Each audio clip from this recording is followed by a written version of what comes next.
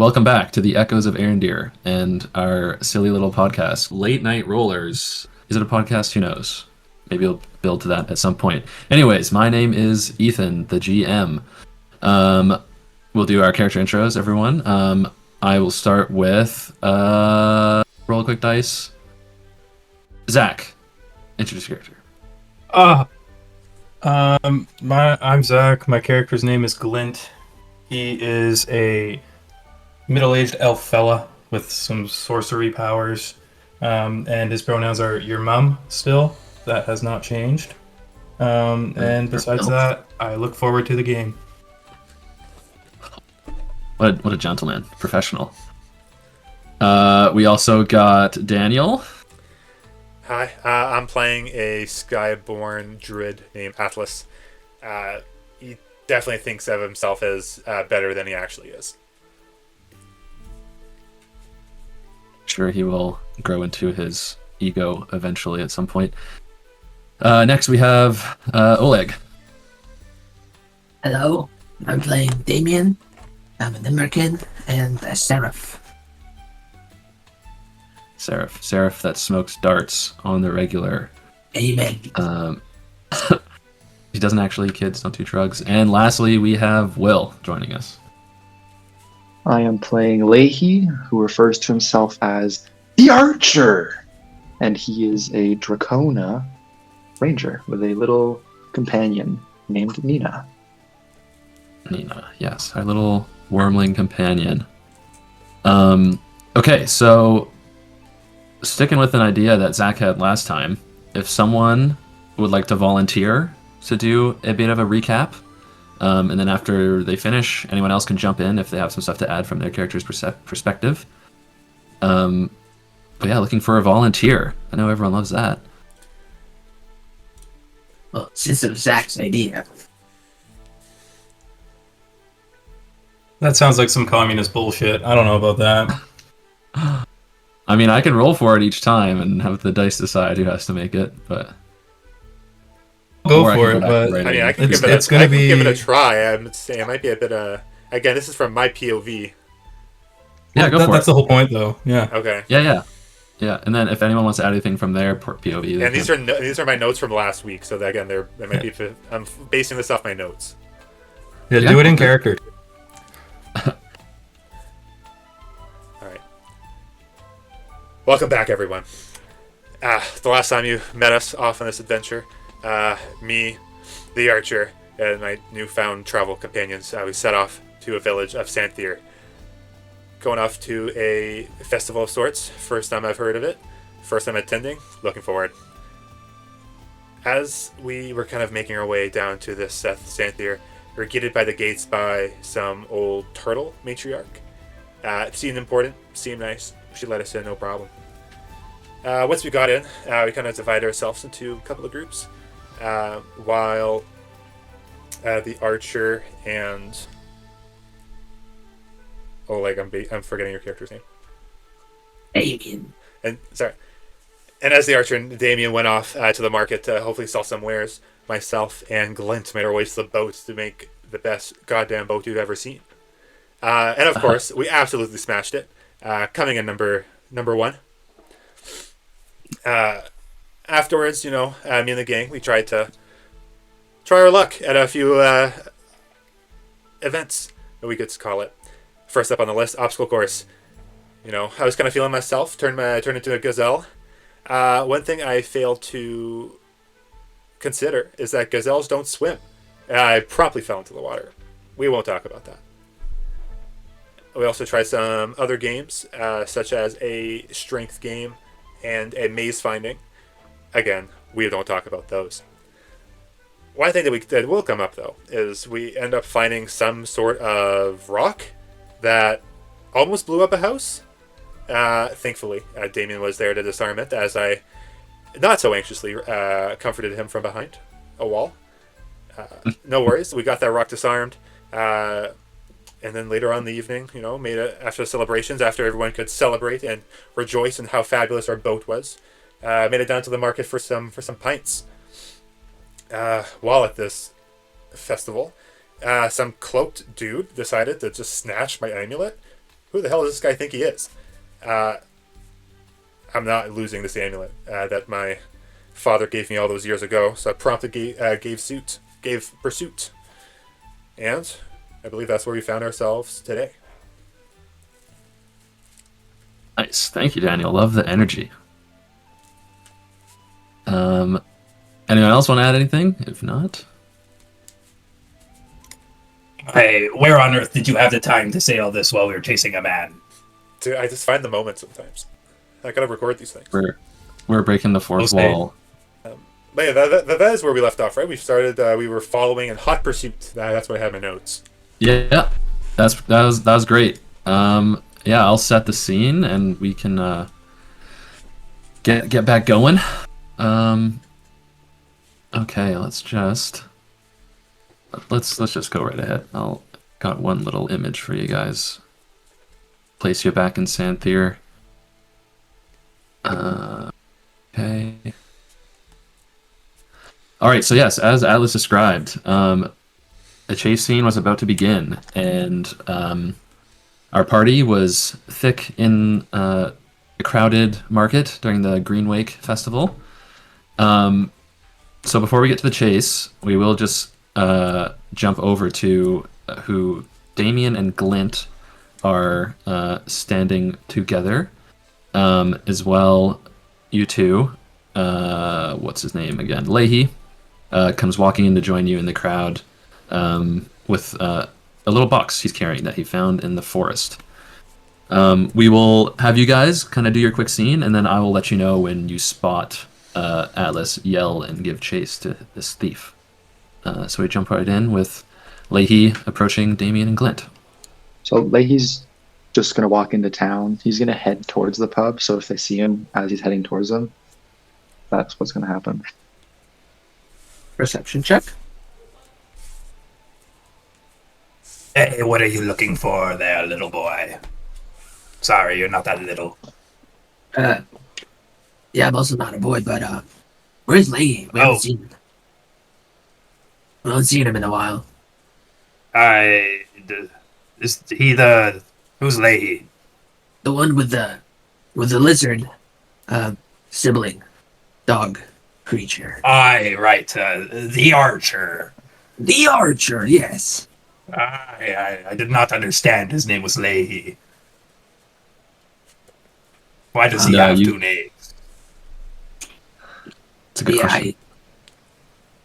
That is the question. But where is he? He kind of just left. You guys look standing quite tall above the crowd, Leahy being quite a imposing figure. You see the dark-scaled Dracona kind of parting his way over to meet up with you two. And he I has a little imagine box. like all three of us are like decently tall, so we're all just like above the crowd a bit. Just towering. Yeah, Staring at each yeah. other. Makes it Yeah, really we are easy to find a one another. decently tall crew. Just like in real Yeah. life. I don't think anyone's under 6 foot in this crew. Amen. And I'm definitely not over in real life, so. Yar! Lee, where have you been? The archer went into the forest to find himself some dinner. He found a really, really nice boar and prepared it. It was rather great. The archer's a little disappointed you guys didn't join him. Do you... We got an invite? The archer always extends his invitations when going to do these sorts of things. Well, I guess we'll know for next time. But what's in that box? The archer saw Arnwick, that little short man who was dealing with the maze. He took something out of the box, and so the archer checked it out. And he drops the box on the floor and opens it. This is what was inside. Oh my God! Is that another bomb? The archer knows not what you mean by a bomb. He kind of says that pretty loud. You guys are in a crowd of people in the market square. Sorry? You're in a crowd of people in the market square right now. Yeah. But people seem to be enjoying themselves. So Shh. you should be okay. Aye, the people here be jumpy, and we should not be putting them on alarm with the word B-O-M-B. The archer has trouble with spelling. What might that word be? It's fine. It's Boob. fine. You know what? Yeah, boob. It's the boob. The archer figured that if he left the box in the woods, that the box may no longer be there when he returned.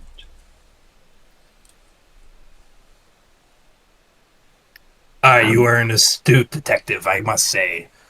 I don't know what we would have figured out without you. Do you know where that little man went off to? The archer is unsure. He only heard and then saw him over the hills. As you guys kind of look around to see if you can spot Arnwick, you see across the way, not too far away, but Atlas gives a yell and points, and you see a hooded figure running away from him. And Atlas seems like he's going to go chase. Guys, I did not Hey, know Atlas. he had any. Sorry. As it's like as I'm like chasing, all I'm saying is like, hey, get back here! Get that back! He's gonna gesture to Nina to go follow this individual or check out what's going on. Okay. So we'll kind of start a bit of a chase scene here. It will be like a countdown kind of thing. Elliot, Atlas, you can go first. What is like an action? What are you doing to catch up as you have to kind of cut through the crowd and keep an eye on this guy?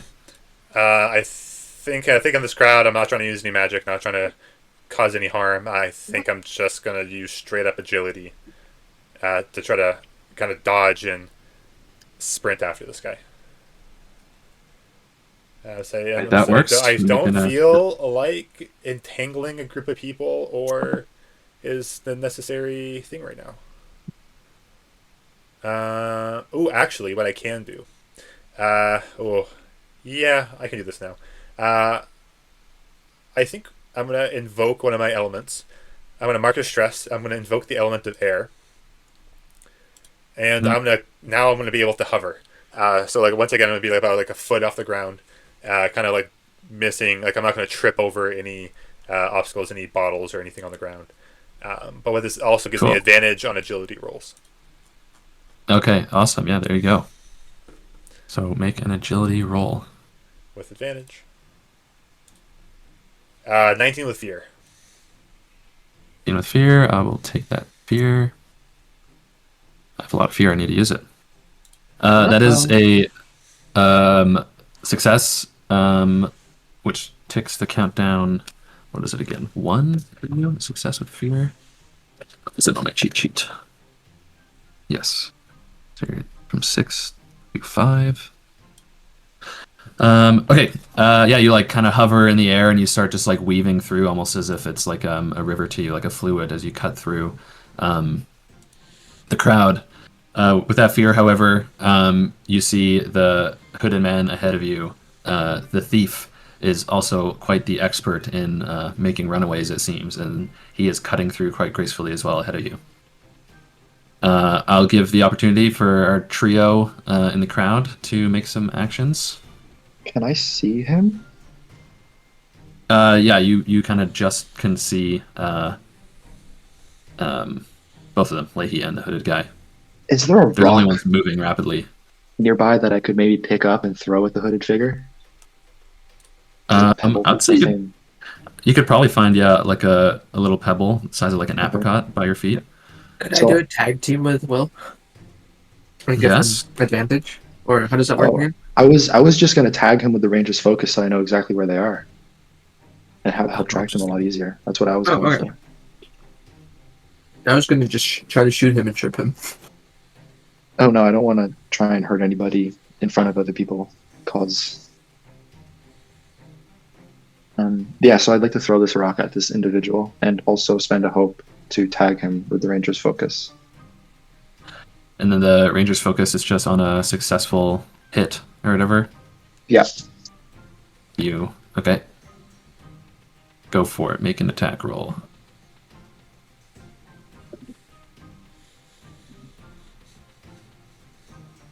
Should I add any modifiers to that?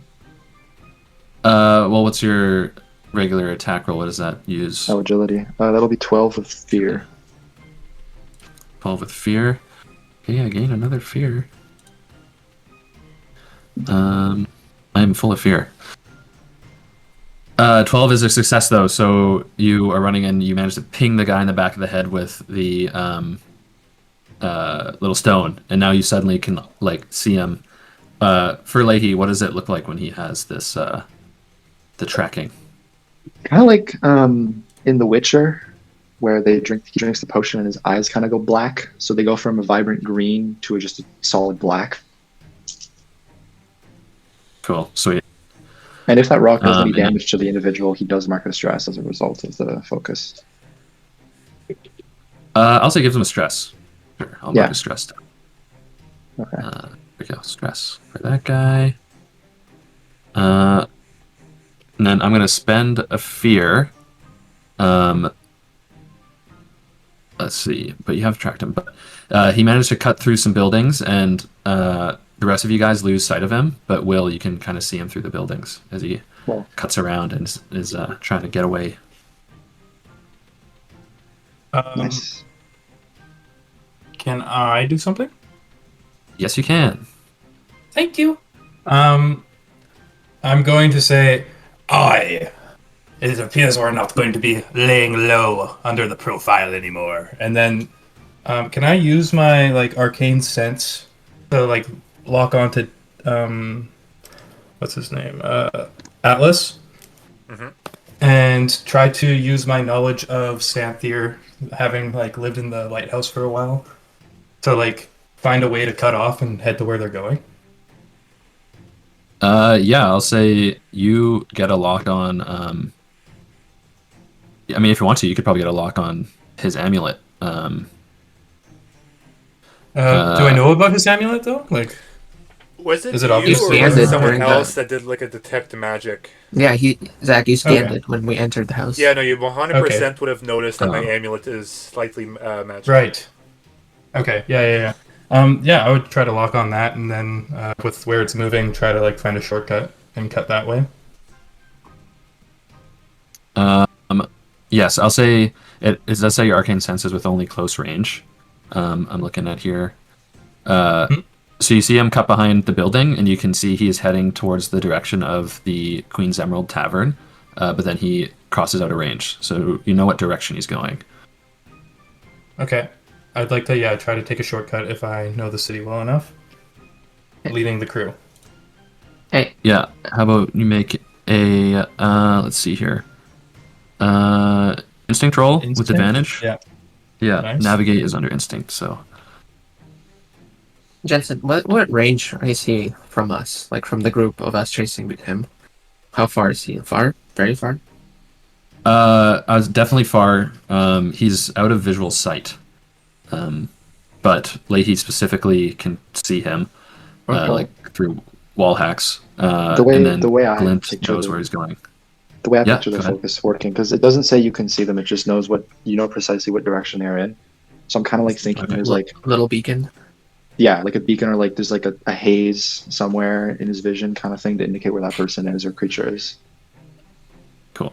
Zach, what was your total on that roll? With I got a 26 with fear. oh my god, the fear. Yeah. That is We flipped the definitely a script from last success. time. Yeah, and you guys are Yeah. still working down the thing. Let me just double check here. Oh, the chase. Oh, that was 3. Have they all been successes with fear so far? Each I 3 think guys, so. yeah. Okay. Really? Yeah. So, this guy is about to get away from you guys. You'll lose tracking. Well, actually, Will got that thing on him, so that might be different. But I'm gonna say it's tight right now. You guys' progress is at a 3, and he is at a 1. So very Wait, close. So he's high. getting so like we're losing. You guys track aren't of the gaining way. on him. You guys definitely aren't gaining on him. That's for sure. Oh, we know where he but is. so he's about to escape is what I'm hearing. Yes, he's about to escape, but you low-key know where he's going / where he is anyways because of the magical effects that you guys have done.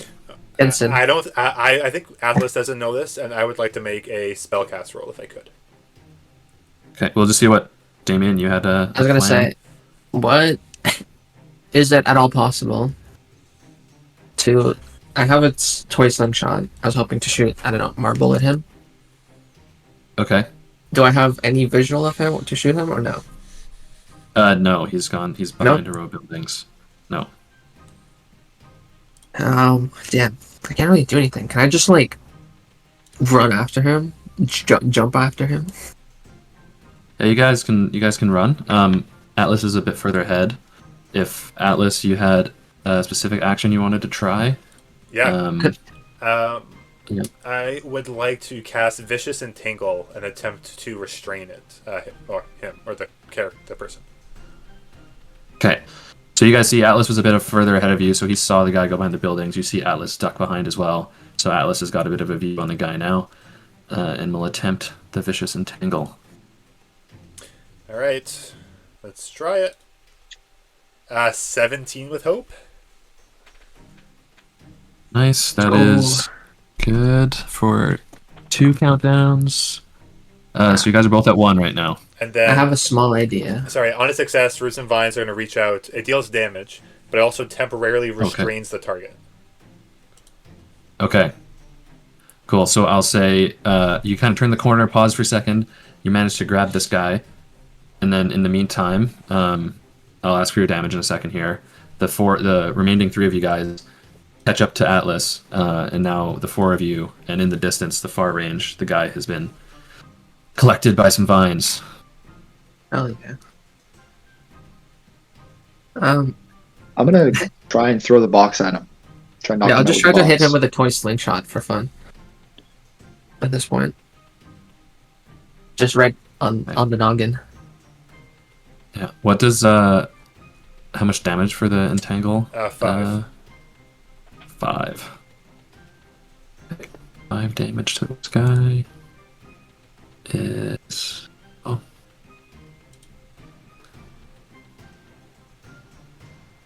it's pretty good. All right. So the 2 of you want to hit him with something? I got 13 with slingshot Okay. That will hit. with fear. With fear. Okay. Ayo. Ayo. Okay. So. The guy gets entangled. You guys prepare a slingshot, and I've spent a fear. He quickly breaks from the vines, continues running, but you dink him in the head with the pebble from your slingshot. Then you guys see him turn a quick corner and walk into the, or not walk, but run into the Queen's Emerald Tavern. So yeah, you guys definitely caught him. You know where he is. Do we know And he's in the anything about this tavern? Would I know anything about the tavern? Yeah, you've probably been there before, Damien. Nothing too special. Pretty, Just tavernist? run of the mill tavern. There's only one entrance and exit, as far as you're aware. So if you went in, he might have not gone out a back door. I'll give you that. Yeah, as far as you can tell, it's just a pretty small town bar. Listen, why are we chasing him? The archer would like to have a drink, so if we could do this and also catch this perpetrator, that would be an added bonus. He stole my amulet. I need it back. What amulet? The amulets, I always carry it with me. It's That's my not last. good. It's my last connection to home. I'm not leaving without it. I don't think you should. So let's get him. Quick side note. Right before we go into the bar, Lakey does have an explosive with them. No, we're not blowing up the tavern. If that is No. drops- I'm He saying, drops where the do we box do and with opens it? it. Oh, We should bring it Voila. into the tavern too, should we? I mean, is it in a bag? He drops the box and he opens it. Oh. Upon that, I look around for guards. Yeah, I'll let you. You don't have to roll. You do a quick look around, and you see it's actually pretty clear. They're probably more busy with the crowd of everything in a different area since there's no people really back here. Yeah. We'll see. I'm not saying a guard might not show up, but right now you're good. I'm gonna keep scanning, also looking for people that are like giving us glances while we're like throwing a box in the middle of a square outside a tavern. Yeah, so you guys are behind like a row of buildings now and houses. So Nice. Are there Okay. any away from the square. empty barrels outside the pub? Yeah, they've been filled and emptied and brought out for the whole festival. So you find a couple empty kegs outside of it. Guys, should we put inside one of these for safekeeping? Leave it outside the door. The archer doesn't think that walking into a tavern with a box is highly unusual. He seems I to don't think it's that unusual. I think it might blow up while we're in there. Can we inspect the bomb and see if it might Yeah, blow is up it if we walk into the tavern? No, is it the same mechanism as what I've disarmed? Yeah, pretty much identical to that first one you guys found. Is it armed? I don't know the mechanism well to know if it's or not. You're gonna have to disassembling roll. it.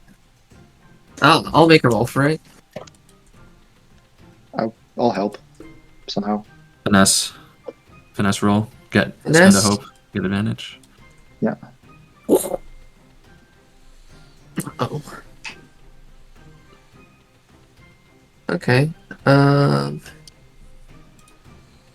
14 with fear. That's with advantage. Brother. Yeah. You look down at it, and you can tell that the spring that you kind of masterfully disarmed in the last one hasn't been pulled back and set, so this one is not armed. And as you figure that out, I will spend that fear you just gave me. Glint, you hear, a couple people, could be guards or not, but they are walking and seems like they're going to be coming around the corner down this alleyway. Fuck. Okay. I immediately start walking that direction. I say, you better hide it. As I start heading towards the where the guards are coming from. And I'm kind of walking with like a drunken like stagger with my head down.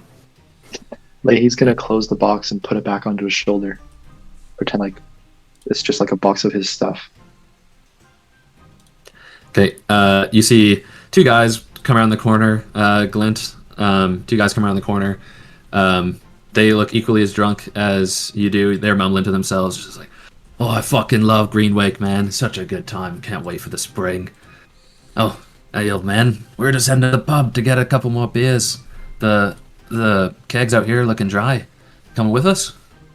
Aye, Greenwake, let's go. Oh, that's the spirits. And They do these that drunk thing, put arm around your shoulder.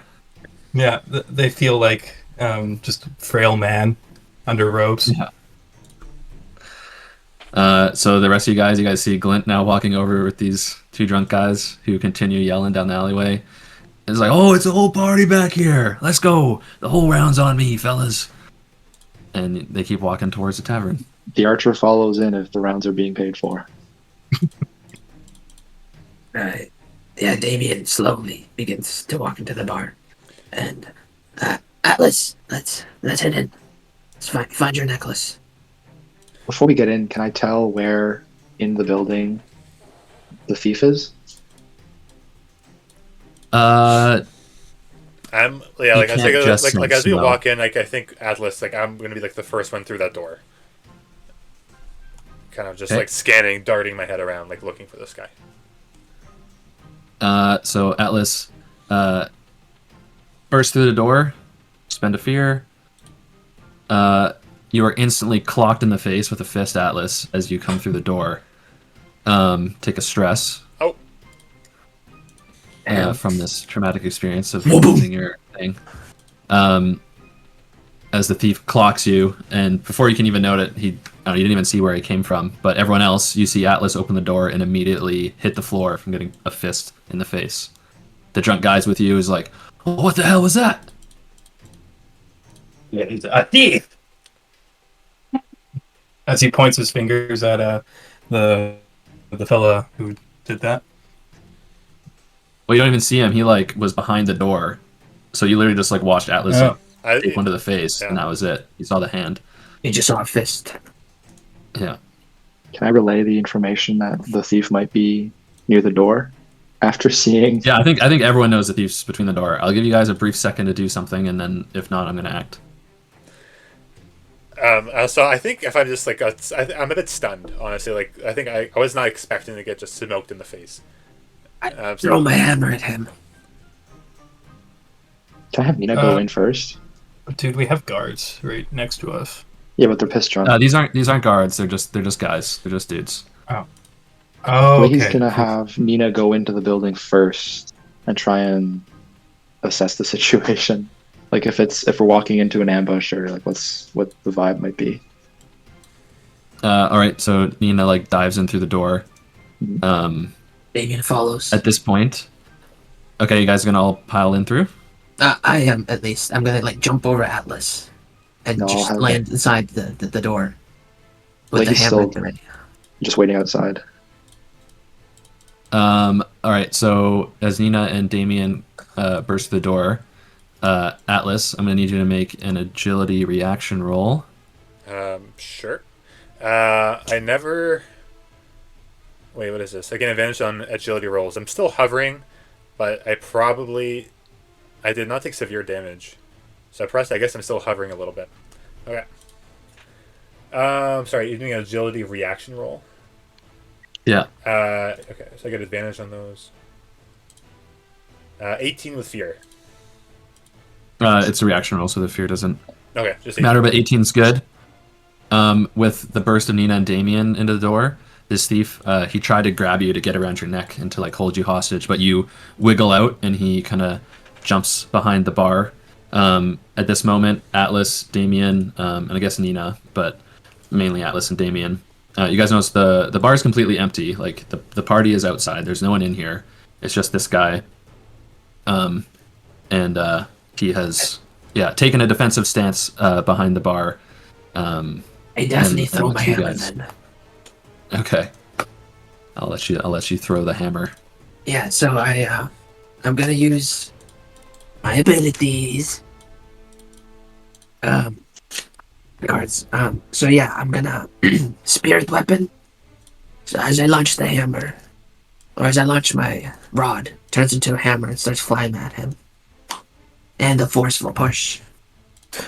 Oh, I didn't roll my things at the start. Give me a sec. 3 and 4. That's pretty good. That's pretty good. Good. Hey, it's pretty good. I throw the hammer. Roll for damage? Or roll for attack, I mean? Yeah. Cool. That's not super. 12 plus 2. 14 with hope. 14 hits, and yes, with hope, good. Get that hope. Pretty nice. So, forceful push. We said if I throw it, it doesn't push them back, but I will do the extra damage now. So I spend a hope. That's 10 damage. 10 damage. That's huge. I'm aiming right for his face. Ah! As this is happening, Leahy's gonna hopefully walk into the tavern and try and get a pint. So I'll say in the quick seconds, Glint and Leahy, after Damien and Nina went in, you heard a quick scuffle and then the thud of the hammer being thrown. The two drunk guys with you is like, oh shit, this doesn't look very good. Hey, Jeff, let's get out of here, and they kind of go running off. Hey, wait. To the crowd. Second there, as he grabs them by the back of their, on their shoulders. Okay. It is the festival, and I believe it is time to party, even if it means we're getting a little rowdy. And then I steer them into the tavern. Okay. You steer them into the tavern. And yeah, you see the scene behind the bar is this hooded thief. And yeah, Atlas and everyone is in there. the thief will look at you guys and be like, all right, guys, let's calm down. I obviously took something from the wrong person. I'm outnumbered. I see what's going on here. Let me just, let me go. I'll return the item You better and, give it and, to my and give it item. back. Just hand it over. And whatever else you stole, as I point the hammer at him. I'm gonna like unsheath my blade and like point it at the guy. Yeah, so he goes down. You see him fiddling through his pockets, and then I will spend another fear. Sorry, I use a dice. I need to Another spend one. a dice. Bursting through the doors behind you guys, you see the male human barkeep. That was who Glint originally saw place that first bomb, and then Arnwick, the halfling gentleman that ran the maze thing. They run in and is like, he yells, "Mikhail, what's going on?" As Leahy sees Arnwick, he's gonna say, "The archer seems to have found some of Arnwick's property," and he shows him the box. They catch that, and immediately, pretty flustered, Mikhail, the guy behind the bar, the thief, he's like, "All right, don't worry. We definitely want that. There's gold in the basement here. We can get it for you. Let's just talk this out, all right?" At this moment, Leahy, I'll say you actually notice that this hooded figure is wearing. He has lots of piercings, but he's wearing this light gray, like attire, like a robe, and this armor underneath. Now you see, which has the symbol of an owl feather on it, and you recognize that as the symbol for the Ivory Syndicate, a bit of a underground, morally gray faction. And with the tension rising, the two drunk guys held by their collars look to Glint. Sir, I think we aren't part of this. Can we go? I do believe we'll need some witnesses about what's to happen here. And I start deadbolting the door, Manners. just locking it. Make it man. And then I look at the dude that jacked Daniel's amulet, and I go, Well, do you know anything about that ship that washed ashore with some soldiers from far beyond? as I stare them down. I don't know about any ship, old man. All right, okay.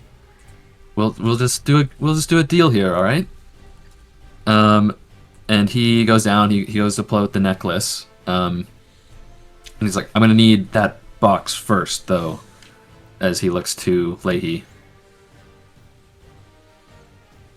The archer seems to think that this is not a very good trade. And as he says that, I'm going to have Nina sort of like dive bomb him. Oh. Okay. That's So that would be a spellcast roll for you if you're having her attack. wait, what is that? It's 15 with hope. We have d6 for damage. 4 damage. 4 damage. Here you go. This guy's Assuming really a weak. 15 hits. Yeah, you're good. Was that with hope or fear? Hope. Hope. Nice. Hey, yo, You guys are swinging back. we're back in this. So Nina runs along. I'll say like comes from the side and is ripping across the bar top. Lunges for his neck, the thief's neck. He goes to kind of reach up, but in his last seconds, he looks to the barkeep and Arnwick and says, "They can't know about the plans. They need to die. Finish them." And then as he tries to stop Nina, she gets at his neck, rips out his throat. He's down from being injured. Oh my gosh. Nina! I turn to the guys next to me and I go, It was all in self-defense. They're shitting their pants right now. And I'm gonna use a fear to go again. You see, Arnwick pulls out a quick little wand. Yes, let's see here. I should have checked his abilities. Ah. Okay, perfect. Lifts up his wand and kind of does a little swirl, and a purple energy flies out to Damien, Atlas, and Leahy. Bring it on. Bring it on, come on. Fuck. Let's see here. 10. Does a 10 hit anyone? Yes. It does not for me. Leahy, does that hit you? No, No, it it didn't. doesn't. Okay. So this only hit Damien. Damien, you take 7 plus 5, 12 damage. What kind of damage? Magic damage, yes. Is it 12? 12, yes. I'll mark an armor slot. And as it As hits, he hits my body. does this, hits you. Ember comes out. The two drunk guys. He's like, oh fuck, as they're like, you're still holding on their collars, Glint, but they're like crouching down to try to get behind like a table. I will. Boys, I will keep you safe. This fire's I will digging then- up. Spend another fear because I got a ton of fear here. I'm going to spend it. The barkeep, he doesn't really have much of a weapon on him, but he will go to Leahy. Gonna need that box, brother, and goes to uppercut you. Does a 8 hit? You guys are getting lucky. An 8 does Assume not an 8 hit. does not hit Lee. No. As you dodge the uppercut. This isn't luck. All right. It's over to you guys now. Aye, Leahy, I'm gonna need myself a pint and 2 for my friends here. The archer does not know how to serve pints. As he pulls out his bow.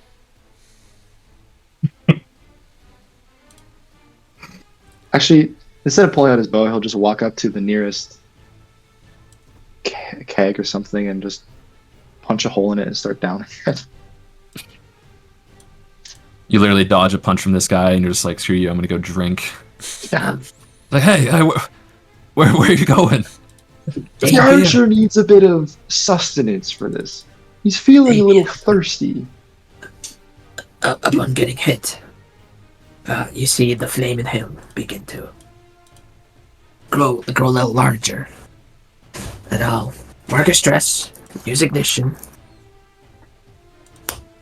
and then I'm gonna run up close to them, so I'm within melee range, and use all of my abilities.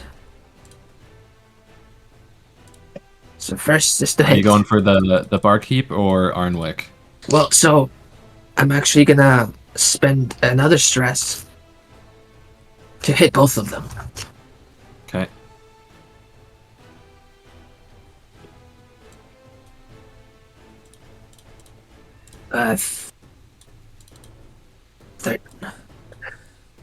Math.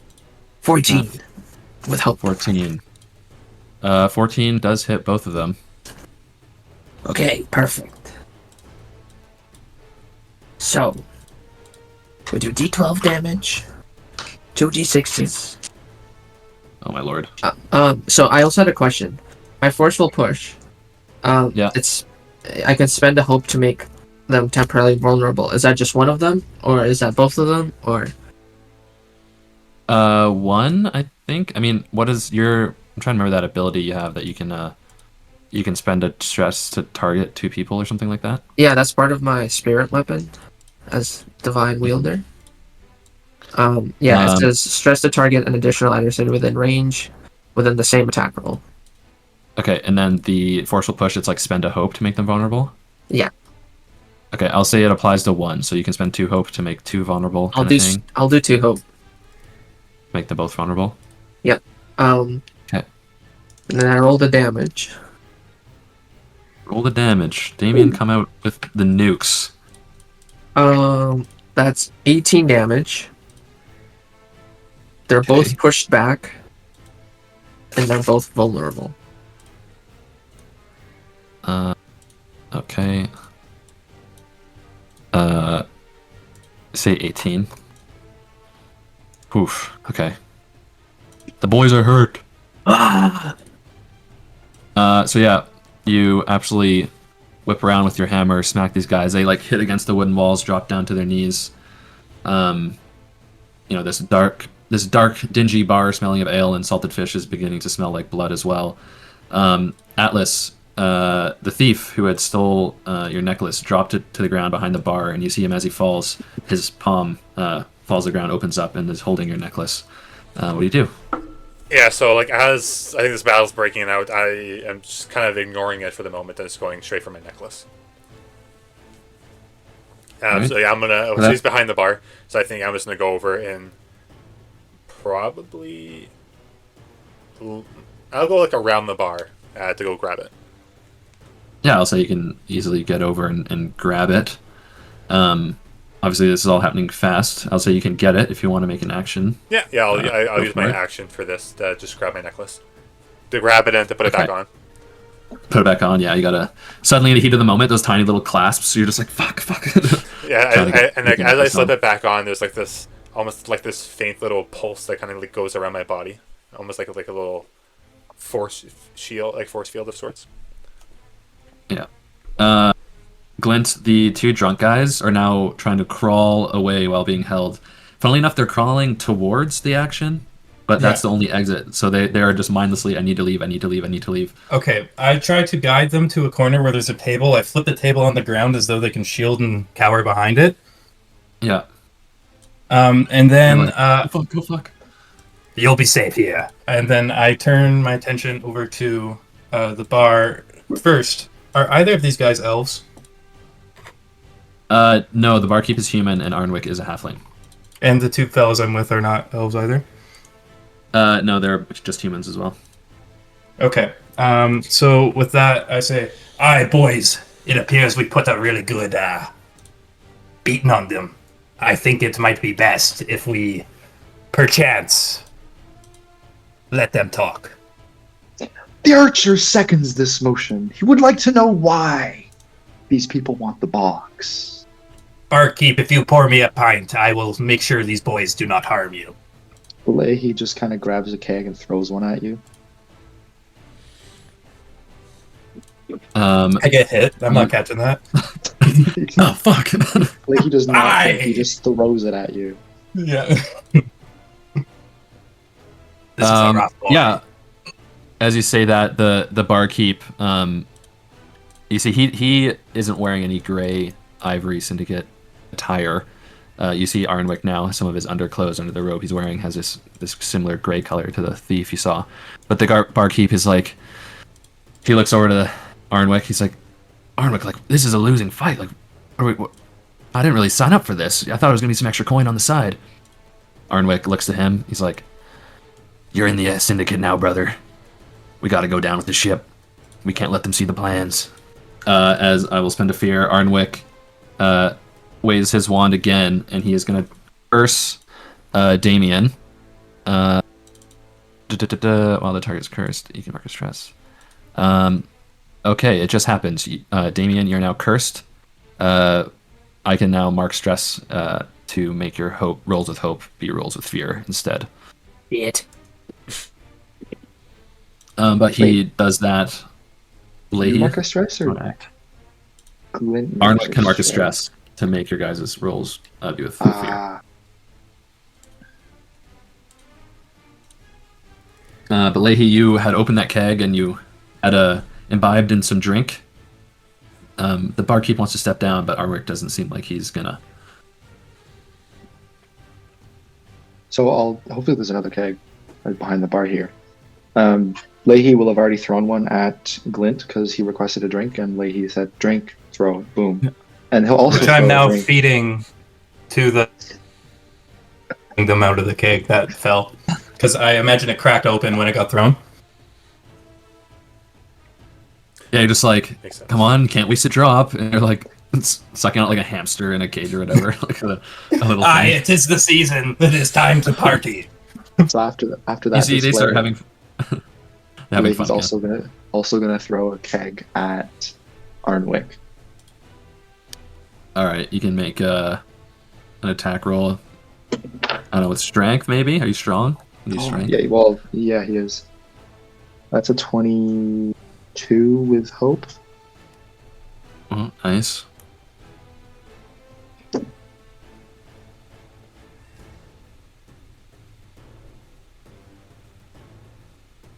That does hit, by the way. Sorry.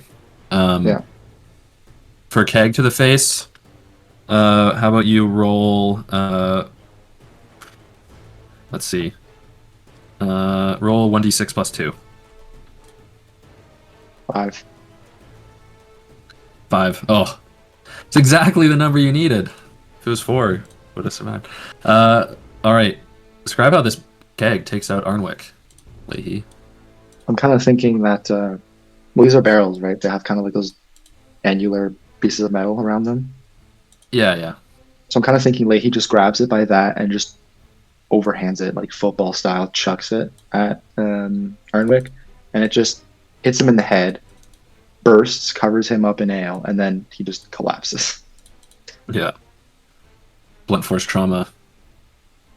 He drops. Arnwick drops the barkeep at this point when Arnwick immediately retaliated, got a keg to the face, and died. The barkeep puts up his hands. Yeah, he's surrendering, drops to his knees. Stop destroying my tavern, please. Leahy looks over at Damien and says, "The archer thinks now would be a good time to interrogate this individual." I'm setting up the table and getting pints poured for everyone, so that we can have a discussion around it. Interrogation style. I was thinking more of a round table, peaceful talk. Ooh. What are we? Yeah. So sorry. So now it's just the barkeep. The other guy is dealt with. Yeah. So the thief has his throat ripped out behind the bar, and then Arnwick, the halfling, he blunt force trauma, dead on the ground I think near the entranceway. Yeah. So I think this all happened pretty quickly. I think while you guys are still trying to get pints of stuff, I'm gonna search the body. Which one? I'm still at the thief. Okay, who is unfortunately spilling out on the floor. Leahy saw Arnwick take something out of the box. Leahy's going to try and figure out what that might have been. All right, so Atlas, you kind of pick through the pockets of the thief. Don't really find anything specific. I'll say you find about a handful of gold on him. Was it his? Did he pickpocket it? Possibly, but you find a handful of gold on the thief. And for Arnwick, Leahy, again, you don't really find anything of note. He doesn't have any gold on him, actually. And the thing that you saw him take from the box is not on his person. I'll give you that. Uh-oh. Okay.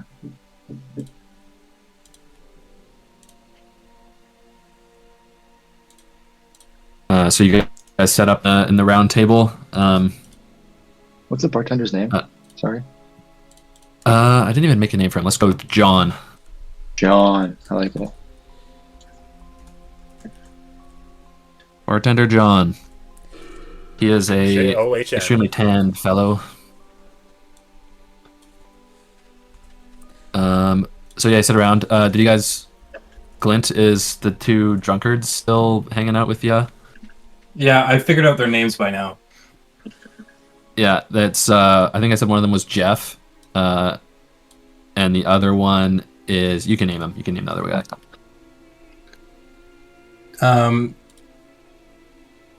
Charlie. Nice, good one. Drunkards Jeff and Charlie.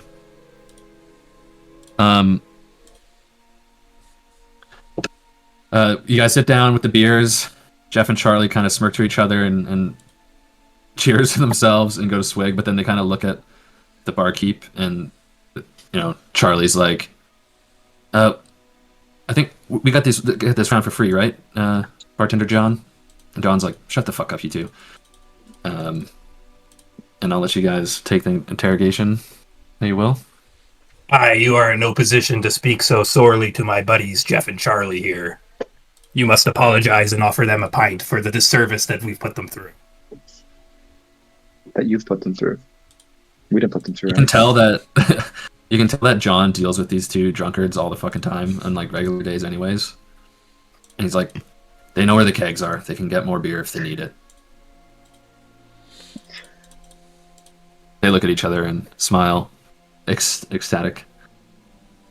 They just watched a dude get his throat ripped out and another dude get killed by a keg, and they're smiling. Yeah.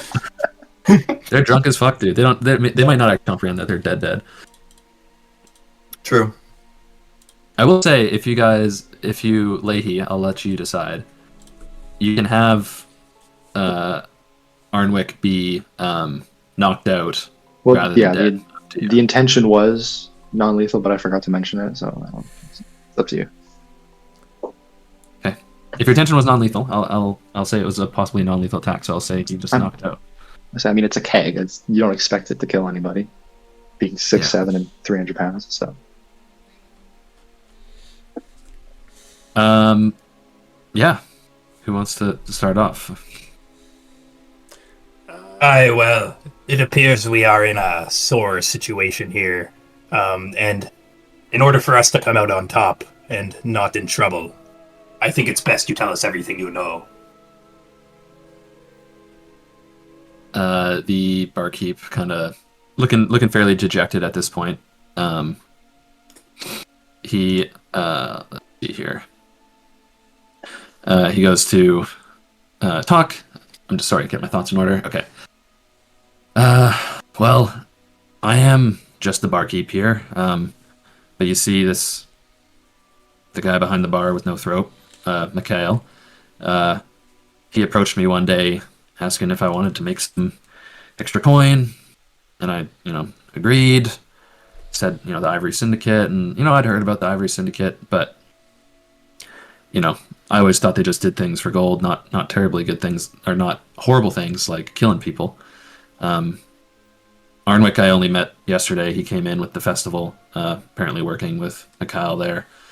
But yeah, they've just been using my storage room, and also he goes to speak some more, and a magic bolt hits him in the chest from behind, bursting his chest, and he falls to the table, and you see Arnwick on the floor had cast up his wand and struck the barkeep with a killing blow to avoid him from talking, as Arnwick goes to crawl out the door I throw of my the bar. sword. All right, make an attack roll. Finesse. 8 with hope. 8 with hope. You throw your sword. I'll say you have advantage. Add a d6. Oh, where are my 6-sided dice? Oh. Sorry, my desk is slanted. +3, so 11. Perfect. That's what you needed. You throw the sword and you nail him down, and that is Arnwick. Done deaded. The two drunk guys are vomiting. They basically slam their flagon and then are immediately filling it back up. Ugh. They're like, fuck, that was John. Oh my, what the fuck? They're back to freaking out again. You boys fucking calm down for a second. This is fucked. Now, I need you both to sober up here. And we need an alibi, because we just killed a bunch of men here, and I do not want to go into a prison. So let's get our fucking story straight.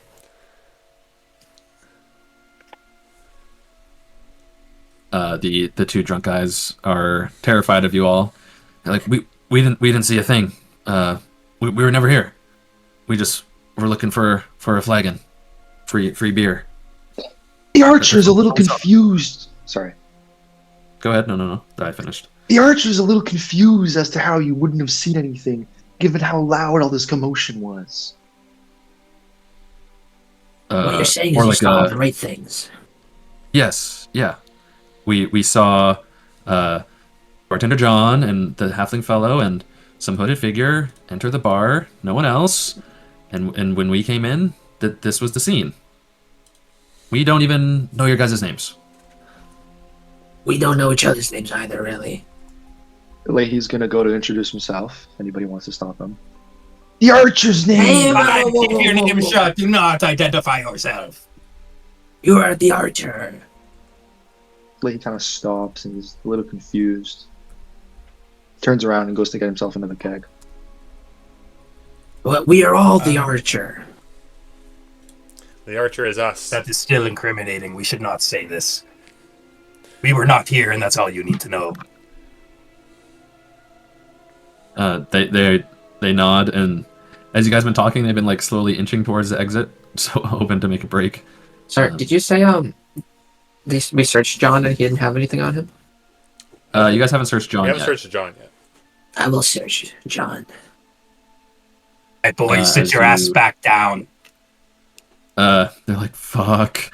They sit back down at the table. Oh man, we're going full Django at the opening tavern. Yeah. Like, this is fucked. Boys, They're not drinking anymore. I was gonna say keep drinking. No, they don't feel like it anymore. They pull out some old dry crusty bread. Start munching on that. Leahy I throws better over search another keg. I searched John. Yeah, let's search John. Leahy's gonna throw over another keg and just maybe have it land on the table. Okay. You search John. Nothing super of note other than around his neck is this nice looking key. I'll take the key. Probably the key for the basement I that was we were gonna say talking about. he mentioned some gold in the basement. Golden, something else maybe. Yeah. Is John still in his chair? Yeah. I am gonna take John and I'm gonna kind of place him on the ground and kind of like close his eyes shut. Okay. As he do that, I'll also I'll put my rod down on the bullet wound and confused about what kind of prayers he might do. He'll just think on the potential divine power in the rod for a second. Do I trust that Charlie and Jeff are not gonna just fucking wail and like immediately sell us out? Like, do I have a vibe that they are scared enough of us that they will keep their lips sealed about us being there? What if they're blackout? What if they forget everything? I can make what would it be? That'd be instinct, right? Knowledge or instinct? Is your Knowledge has perceive. analyze or comprehend. I guess yeah. I'd I'd be like perceive sense. perceive, like I don't know. How drunk? are they? Yeah, I'm thinking it's more instinct. Like I'm kind of Yeah, sniff yeah. it off of them. Yeah, Yeah, I was just trying to give you I make you roll a lot of instinct feels. So yeah. just give Well, it's me- what I'm best at. So I've kind of okay. been intentionally doing that, right? All right, if it's what you're good at, then yeah, keep doing it. Yeah. How about a 19 with fear? Sorry, with instinct it's actually 21. But 21. 21. They'll never get old. it should Unlike us. 21 with fear. You look at Jeff and Charlie. Let's see here. I'm trying to maybe do something with the fear, but you look at Jeff and Charlie. These guys are scared shitless. But you have a good sense that what they just saw, they'll probably they might not immediately go and tell guards, but they're telling people for sure that something happened here. Oh, fuck. I grab the bolt that went through John's chest and I try to shove it into John or Jeff's back. Oh no. Yo. Door's still locked, by the way. Yarr. Yeah. Yeah, make an attack roll. And can I use my electrical energy to try kind of charge it through so that I can actually like use my spellcasting ability, perchance? Yeah, I like that. Yeah, I'll mark a hope to do that, and then I'll get a bonus to my damage, which I'll have to look at. All right. How about a 14 with fear? I'll take the fear. That will hit. What was I at? 26 now. So yeah, you kind of come around the two of them. You pat Jeff on the shoulder and is like, "Yeah, I'm sure you'll be quiet, right?" Grab the rod as the other guys. You see a metal rod or a bolt, electrified, slam through Jeff's chest. He grabs it, falls down. Charlie, oh fuck! And he goes to turn around and run and try to unlock the door. I try to do the same thing to him. What? If I can. Clint, what are you doing? Clint, Yeah. stop. They're going to snitch.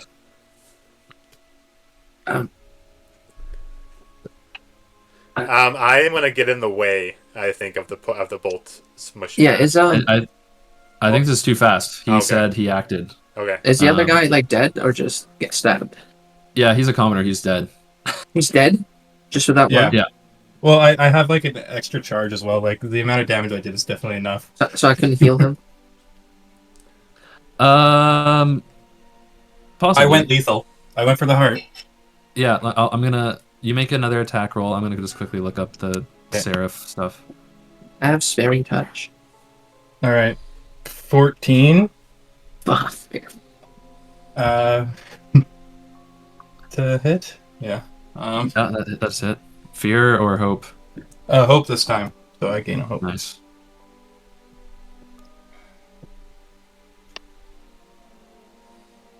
Fuck.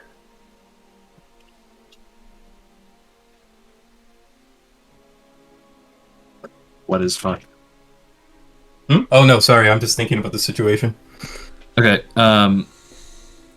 Yeah. Sorry, I'm just looking at something real quick. Did you want me to give damage or? Do you have the intent to kill?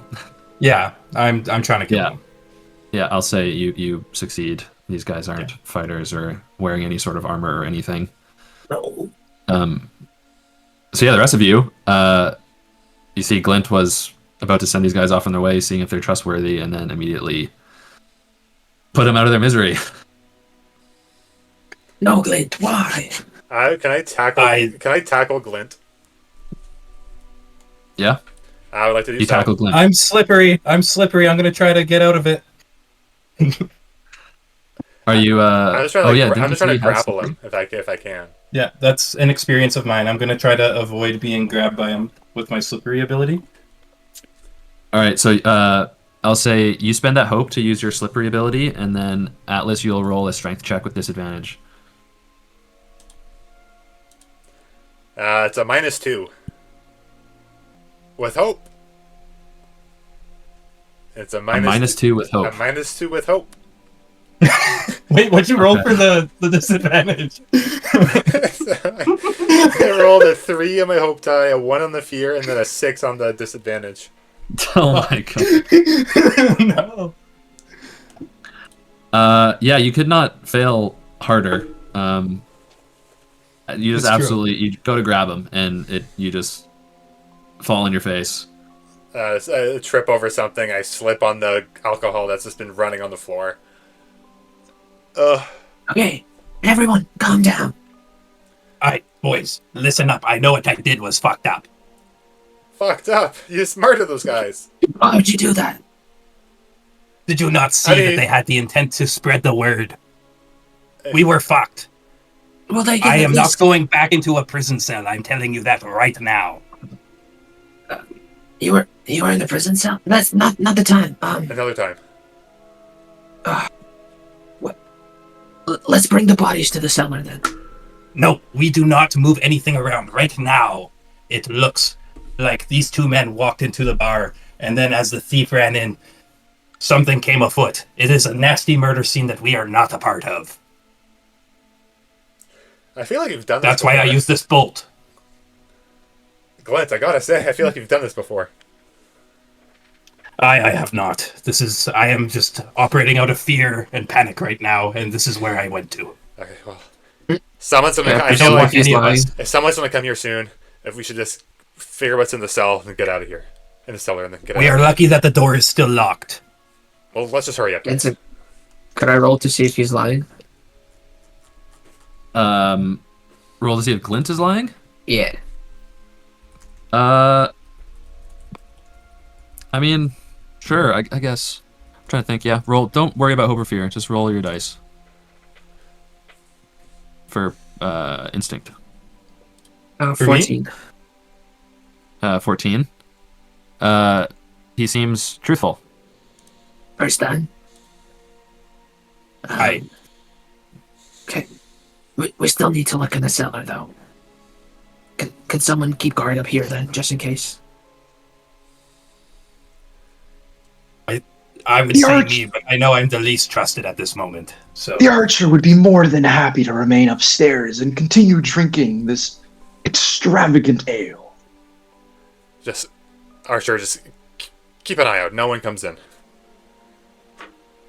The archer can handle this task. Have a signal for us. Alright, actually on that point, we should have less pints poured out. There's 5 bodies, but 10 flagons. Yes, we must take a few back. Damien Everybody gets a doesn't personal have to- travel mug. Well, Leahy's not using mugs. He's punching holes in kegs. It's true. So there might be 9. Cellar. I'm heading down. I'll follow.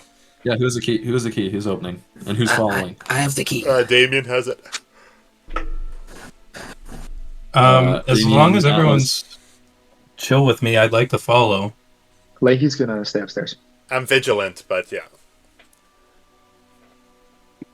Yeah, Damien is confused. Conflicted.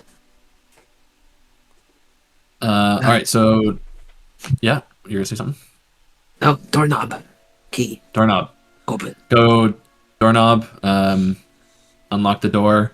You can kind of open it and peek inside if you'd like. There's like the light of one candle. It's a tiny little cellar, like no bigger than a tiny little bedroom. And you see like just a simple desk and some drawers and stuff. Maybe a few extra casks and things like that. You open the door. You go to step inside, and you hear a slight click. You look down to your right, and you see a green glowing crystal. I need everyone to make an agility reaction roll. Ice cream run. How large is this blast radius? I'm still floating. And you said agility? Yeah, I have a critical. he crit. I got a Doubles. 19. 2 3s, baby. Are we getting Yeah. hope and fear on these things?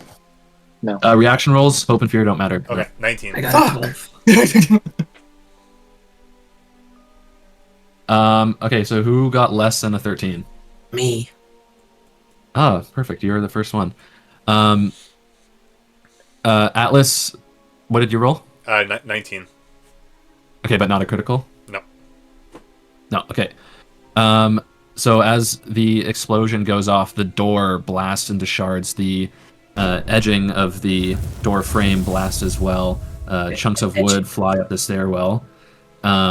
With the critical glint, you're able to magically dodge or however you want. You escape the explosion. However, Atlas, you take 6 damage, and Damien, you take 12 damage. I mark an arbor slot. Bring it to minor. If it meets the number, it's in the It dex beats it. threshold, right? Yeah. Yes. Okay, so this is a major then for me. Oh goodness, I'll mark 2 hit points. Leahy, after hearing the blast, will go down and check and see what's going on. I don't want to put this on myself, Wait, but actually- I did have another crystal in my bag. Is that safe? Actually, I'm gonna armor slot, bring up my shield, and I'm gonna spend a hope to use my my rune ward, and hopefully reduce this by enough. Yes, the other crystal in your backpack seems to be all right. Okay. And yeah, Leahy, as they went down, you heard the unlocking of the door, and then a blast as dust and chunks of wood shoots up the stairwell into the main tavern area. Damien is Also- holding the door. With How like- loud? Sorry. No, go ahead. How loud would the blast have been? Like, would it have echoed throughout the town? Like, would people outside the building have heard it? It was definitely loud. What you guys got going for you is no one's really around. Everyone's in the square partying. You do think, in some scenarios, there's a chance someone could have heard it, but you do have some things on your side. You don't know for sure. It was definitely loud. Yeah. But like I said, no one's really around. People are busy. It's not like the whole building blew up. It was just, a small area of it. Mhm. But yeah, that's what you can discern from the sound from now. Damien will be holding the remains of the door as he took the damage to his skin, and as it kind of evaporates off of his skin armor, I guess. He dusts himself off, still looking quite ashy, as he usually is. And I take a look around the room of what's left over. Yeah, so the room is a fucking mess now. And you're trying to like, how about actually? No, it's fine. You spend a little bit of time with everyone there. You look through. You're able to find in a little chest that had a letter inside of it, as well as 8 handfuls of gold. So that'll be 2 handfuls of gold for everyone if you divvy it. I'm assuming everyone divvies it up. Well, Leahy's not downstairs, so he doesn't know about that. Well, I mean, this is like a couple minutes go by. I'll 60 divvy seconds. it up, yes. Okay. I quickly You also scan find a letter. Yeah, you open up the letter. On the outside of it, the reason you picked it out amongst all the other papers, it had a gray owl feather on it, signifying the syndicate. And it's a pretty simple letter. It says, I have attached the Empire's payment for our services. Everything is going to schedule on our side. Be ready, Mikhail. See you in the spring. Signed, Isaiah.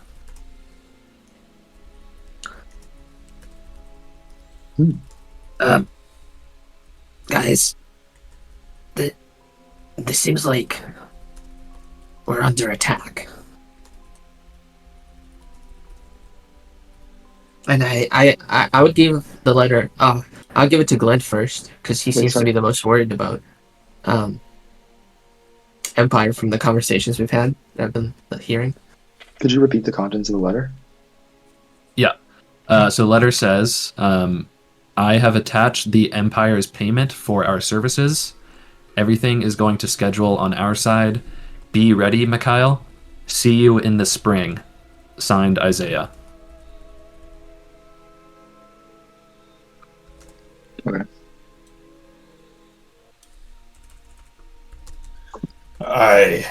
As I read the letter, it would appear war might be coming upon us here. And with us being random travelers from different parts, we are all suspects, and it will not look good for any of us. But this If is we are evidence, seen. no? Yes, and if we leave it here, and when guards come and find it, they will still know. Us holding it incriminates us further, I believe. Can I? I mean, Damien, I can write it down in my notes. I was just gonna say, I was gonna write it down, but if you have better penmanship, Damien is not the most literate writer, unfortunately. Spend my time swinging at the hammer. No, I've spent a lot of time with the scribes back in the dry desert. I got this new journal just about like last week. I'm sure I can find a page in here. I'll take the notes and I'll try to transcribe it in my new journal that I got last week, a couple weeks ago. What does the journal look like? It is I think it's it's my Iridian journal. I believe it can be like leather bound. Has quite a bit of water damage to it, as I found it on the bodies of those Iridian soldiers on the beach when the elementals attacked.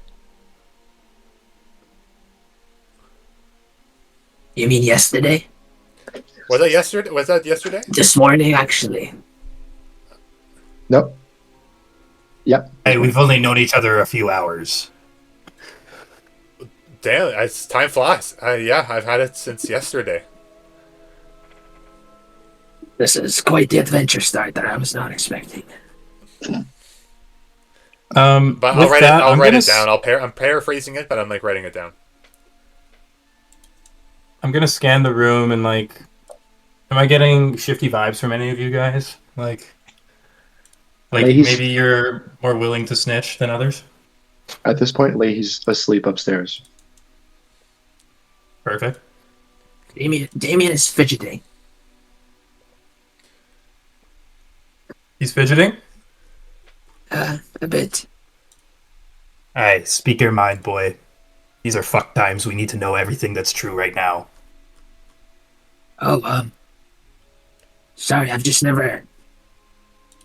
I fought creatures and I fought bandits, but I've never had innocent lives um, discarded like that in front of me.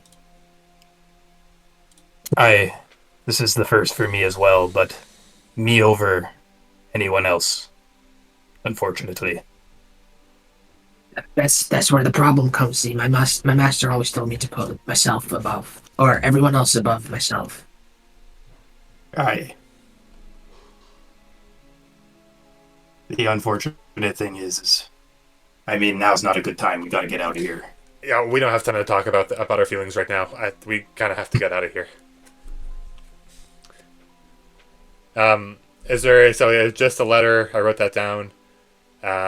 Nothing else in the settler rights? No, nothing much of important. It's just like random, documents for the inn and things like that. Okay. Yeah, that letter was the big thing and the bomb. But at this moment, Leahy falling asleep because the sun has nearly entirely set. You guys start to hear a bit of a ruckus outside. Your heart kind of stops sinking. The running of footsteps is coming towards you guys, but you hear some voices outside yell, "It's time for the ceremony! The tide-bound gift! It's happening! To the docks! To the docks!" As people are running out. All right, we have to time getting out of here in a way that no one will see us. Is there a back door? Are there any backlight windows? Yeah, Maybe that's not a what I'm door, thinking. but Look around. It's just the front door, and there's some windows at the front. That's literally it. It's like really dark in here. Like it relies on candles heavy. All right, I guess we just use the front door. And just I think we wait for the fireworks to happen to get out. Then I think we should wait for the fireworks. The ceremony. okay. Yeah, I mean, we definitely don't want to get caught. I feel like maybe most people are going to be down checking out the ceremony's conclusion. Yeah. Oh, go ahead. just in that time that I know we're waiting, Damien would come up to the two drunk civilians that got stabbed in the back. So if you're coming Um, back upstairs, you're going to I'm- see I'm not Leahy passed out with his head on the box and his hands like he's hugging a keg.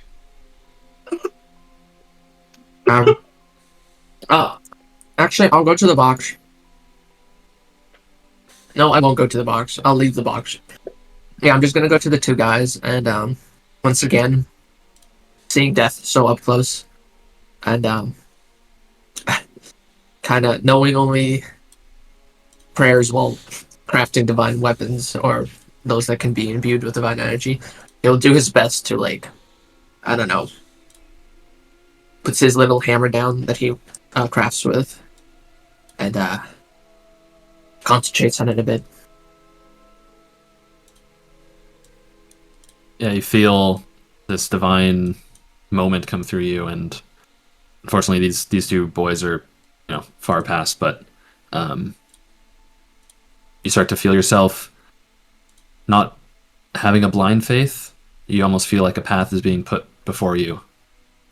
It's not clear where that path leads or what it's building towards, but you feel a sense of direction coming.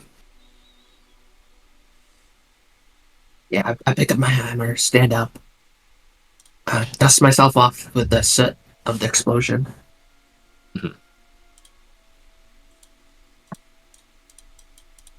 More shouting and stuff out the doors, people arguing. I think I might have decorated the best boat this year. I might win this thing. What do you think, Jake? I think I got it. It looks really good. As more people go around, excited to see whose boat is going to win for the festival ceremony. Yeah, and as far as you can tell, you guys seem to be pretty in the clear. No one is coming towards the inn or the tavern. I'm just staring at the wall at this point. Absolutely blank expression. Nothing else.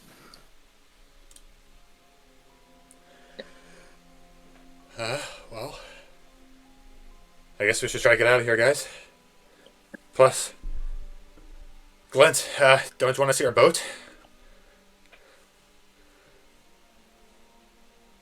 I mean, we work so hard. We should. I mean, I would rather be anywhere than be here right now.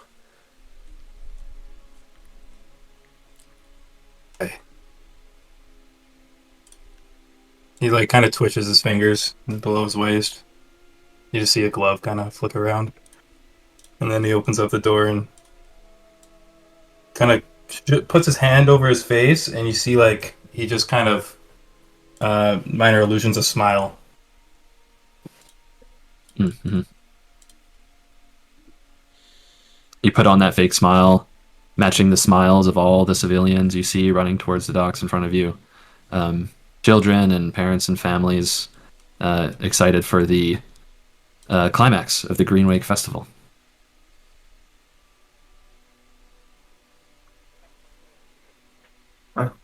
Damien slowly exits, following him. Does anyone wake up Leahy, or does he do it on his own? Oh no, yeah, we'll like Leahy- wake him up on our way. Leahy does not wake up on his own. Well, I'll give you like a tap on the shoulder. You'll have to give him a pretty firm. Yeah, I think I'll whack you, I'll hit you the first time. As soon as you're not waking, I'll like hit you, I'll just like shake you a second time. Leahy wakes up and he's being shook. He's like, "Whoa! The archer's being shook. What is going on?" We're heading out of here. Can't stay here. I think we've found everything we needed. The archer would like to inquire. Did you find out if we need to bring this box with us? Yeah, take it with us for sure. I think it's too dangerous. I know we actually agreed not to do that. We're not taking the The box? archer's a little confused. I left One it is saying we behind. should, the other is saying we shouldn't. Oh, I thought we should take the box. I would rather there not just be grenades on other people's I'd boards. rather leave it to the people here. They are decommissioned as far as we know. They're not fully armed. Leahy gets up and walks out.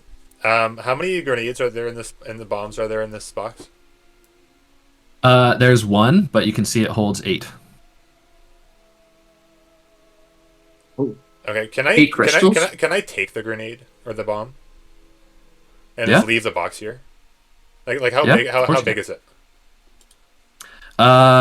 They're what's an analogy for them? Potato. Like a good sized carrot. Oh yeah, these are crystals, right? Yeah. Like 8 of them lined up, like 2 rows of 4 is about the size of like like a screen or like a laptop.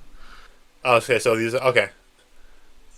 Yes, and these are crystals, right? So yeah, I think if it's just the one, I'll leave the box, but I'll take the crystal with us. Okay. You have you can just mark down like nephrite contraption. That's right. Okay. So as Leahy walks out of the tavern, I'm assuming we can see the water and we can see the boats and stuff, right? Yeah, you see, you can see out in the distance, lit by a few torches. The Tide Priest stands at the end of the dock, and everyone is gathering around, waiting for her to begin. He sees these boats and he's like, the archer seems that he should be doing something right now. And Nina kind of like nods and he's like, "Oh!" And he takes a deep breath and he just sprints down to the docks getting ready for the ceremony because he's got to fire the arrow. Good memory. All right. Leahy sprints off to the ceremony. Anyone else go into the ceremony? I'd like to see my boat that I Clint and I worked hard on. slowly start walking there. I'm just as slowly walking alongside Damien. All right, so I'll set the scene. The sun is set. Darkness blankets Santhier as the lights of the shimmering beyond twinkle in the clear sky. Out on the docks, the Tide Priest stands in golden lantern light as the village crowd fills the bay. The Tide Priest looks to everyone, What does she sound like again? All right, welcome, folks. This is the tie-bound gift ceremony, as you all know. Well, so as you know, we choose the best boat, and by we I mean me. That will be our offering to the matron motherly seal and the storm king Hedragoth to give us bounty in the spring and summer to come. And I have here, she shows a rope, the winning boat, and she kind of pulls the there's just like a lineup of boats, but there's one rope, so you don't know what one's going to come when she pulls on the rope. And she pulls and pulls and pulls, and you guys, I mean specifically, I guess, Glint and Atlas, you see she pulls on a vessel wreathed in spring flowers and kelp and driftwood charms, as well as arcs of lightning go down the length of the boat. The crowd oohs and ahs as this fantastic-looking boat gets pulled forward. And yeah, Glint and Atlas, you recognize it as the one you worked on. She looks down at the nameplate of the boat, and our winner is, let's see, this boat belongs to Marcos Manicorn, our lighthouse keep. Is he here, Marcos? Anyone see him? The crowd kind of pauses, look around. I look over to Glint. I look over to where Aneza is, kind of hoping she's going to speak up. Thanks for reminding me, Zach. Aneza does speak up.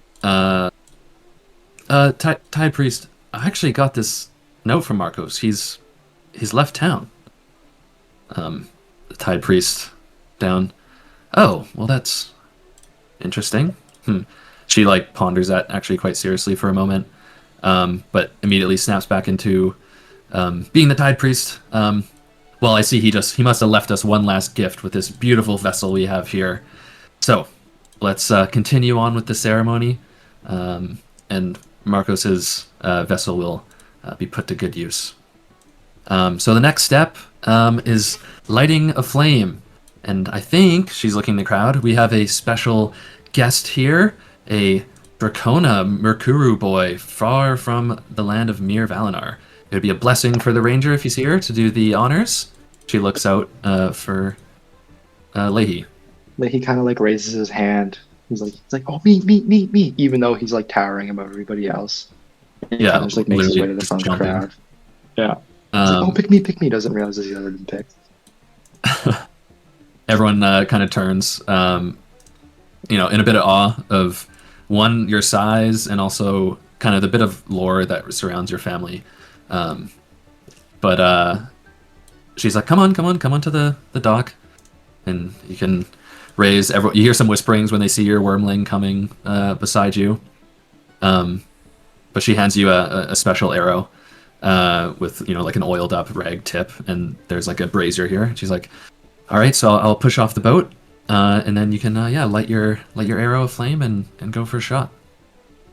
He receives this arrow, and he kind of he holds the arrow and his bow in one hand, and with the other hand he kind of takes his cloak off the one shoulder that he's got it on, so it's just hanging from his hips.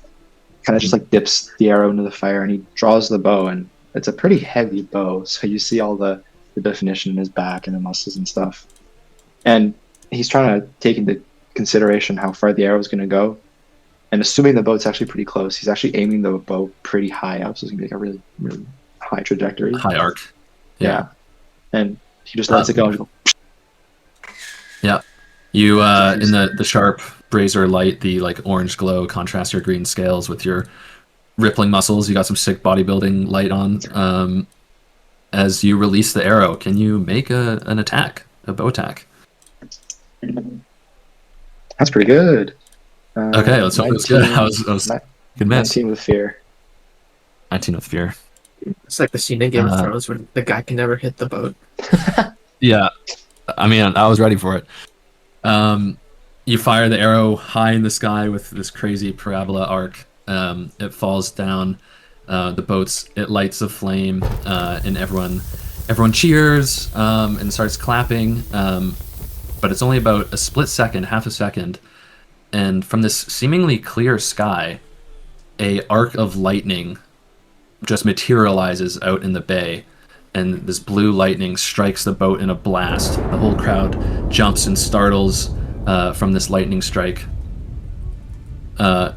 Glint, far off in the back of the crowd, as you and Damien slowly walked up, as this lightning strike, being far in the distance, you feel a connection to it, like this energy of this lightning strike has run through you, or did the strike come from you? You're not really sure what happened, but you felt a connection to this bolt of lightning. Both of But us also are just simultaneously, Damien, when this lightning hits, you have a similar connection.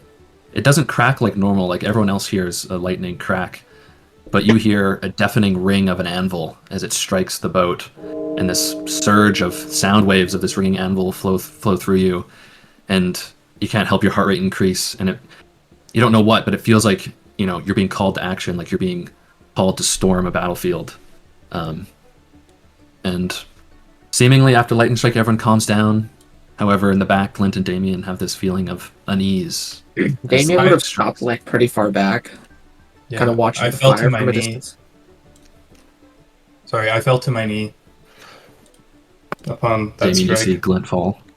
I stand, kind of like looking out to the blazing boat and like the light fading away from just the current lightning strike that just happened. I kind of like there's a little bit of ambition in my eyes, but still sadness as I look down into Glint. Hey, are you all right? Did you feel that? Did that come from you? Um, I think it was me. it wasn't me. I did hear. It did sound like a lightning. It was like someone has struck an anvil really loudly. I did not hear this. And he just keeps staring in the sky, waiting for another. Yeah, you look back to the sky to see if there's another, and the sky is completely clear. There's no storm cloud. This lightning strike came from nowhere, it appears. But the Tide Priest quickly calls on everyone. It's all right, it's all right. The boat keeps floating off, aflame in the distance. Leahy would have looked at Nina and been like, "Did I do that?" And Nina totally would have nodded yes. And Leahy would have been like, "Yeah!" Like, tried to hype the crowd up. Thinking that he caused that. He was like, "Yo, I'm a god!" That kind of thing. Yeah, in these split seconds, you dramatically turn the crowd of mild concern to immediate hype, as everyone's had a fair few drinks, I'm sure. Yeah. Yes, more oohs and ahs. The vessel kind of goes off in the distance. It's burning exceptionally well now after being struck with 1,000,000 volts. But the Tide Priest, all right, calm down. Well, we got to continue on. She looks to you, Leahy. Thank you for your help. You may join your companions or the crowd again. The Archer is most honored to have participated in such a sacred ceremony. Thank you, Leahy. Thank you. The honor is ours as well.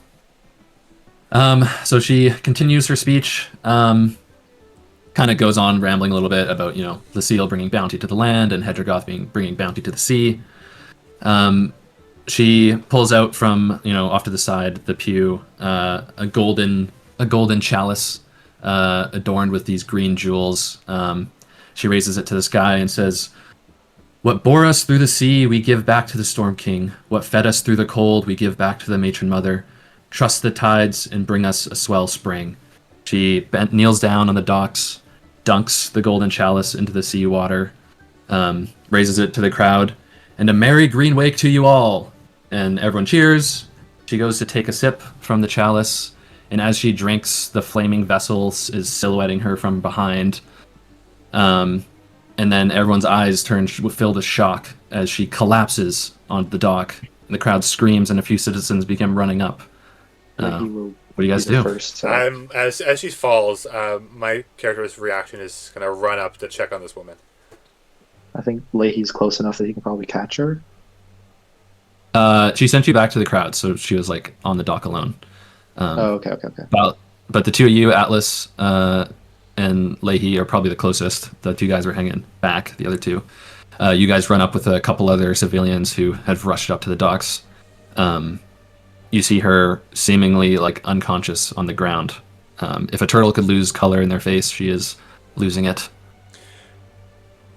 Leahy's gonna check the chalice.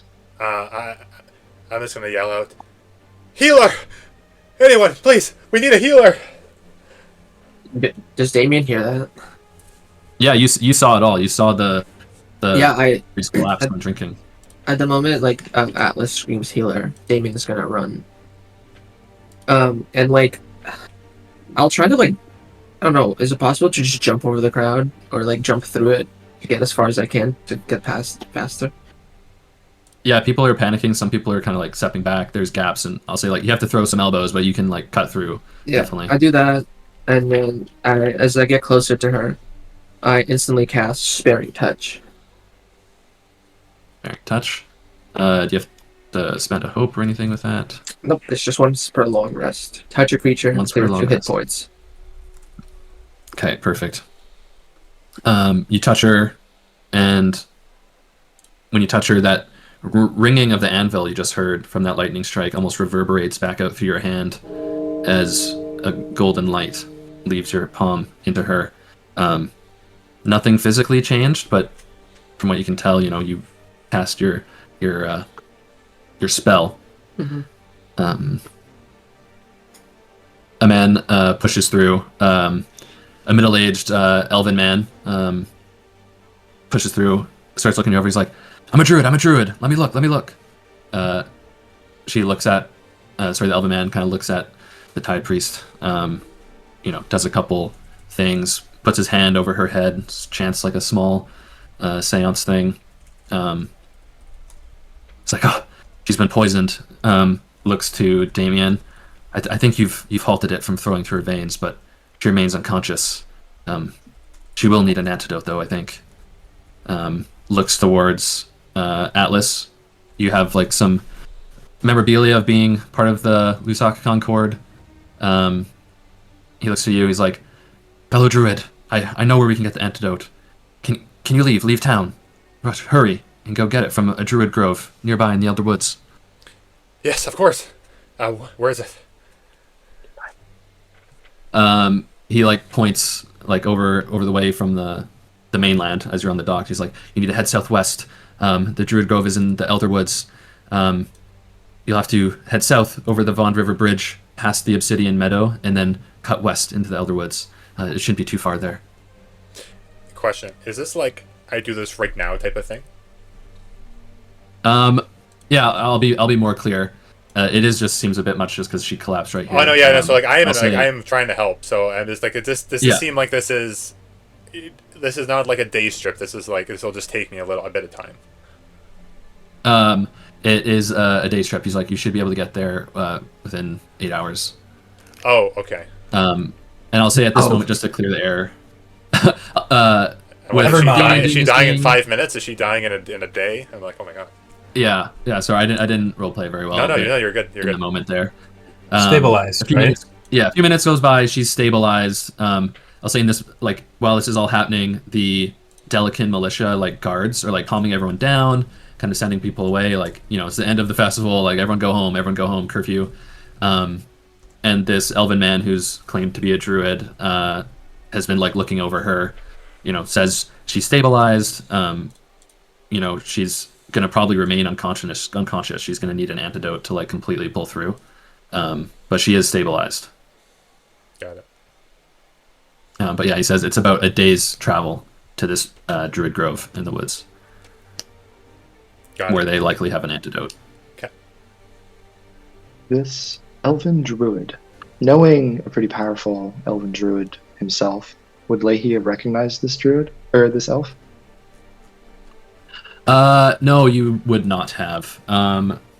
This guy, he doesn't hold any sort of affiliation. Just a little lore world building. Delica, like I said, is quite full of druids and naturalistic folk. If you've heard of the term like a hedge knight, this is like a hedge druid. He's a druid, but not really attached to anyone specifically. He just kind of exists, traveling the land. Like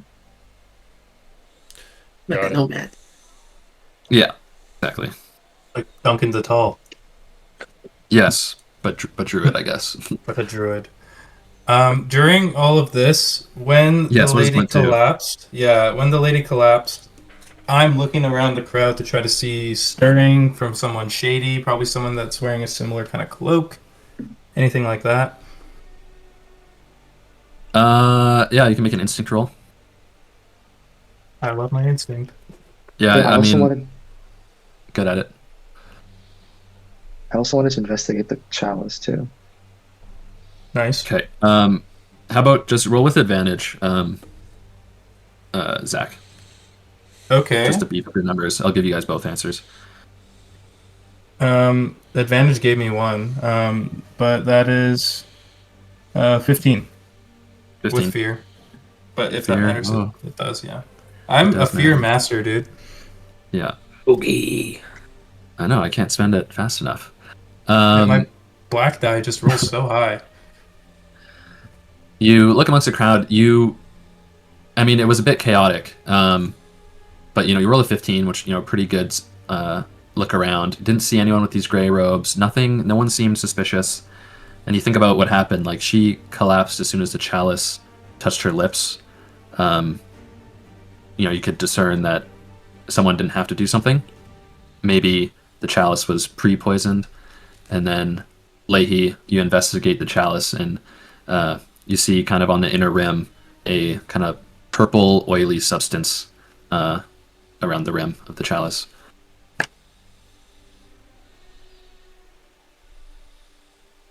Oh no. Um,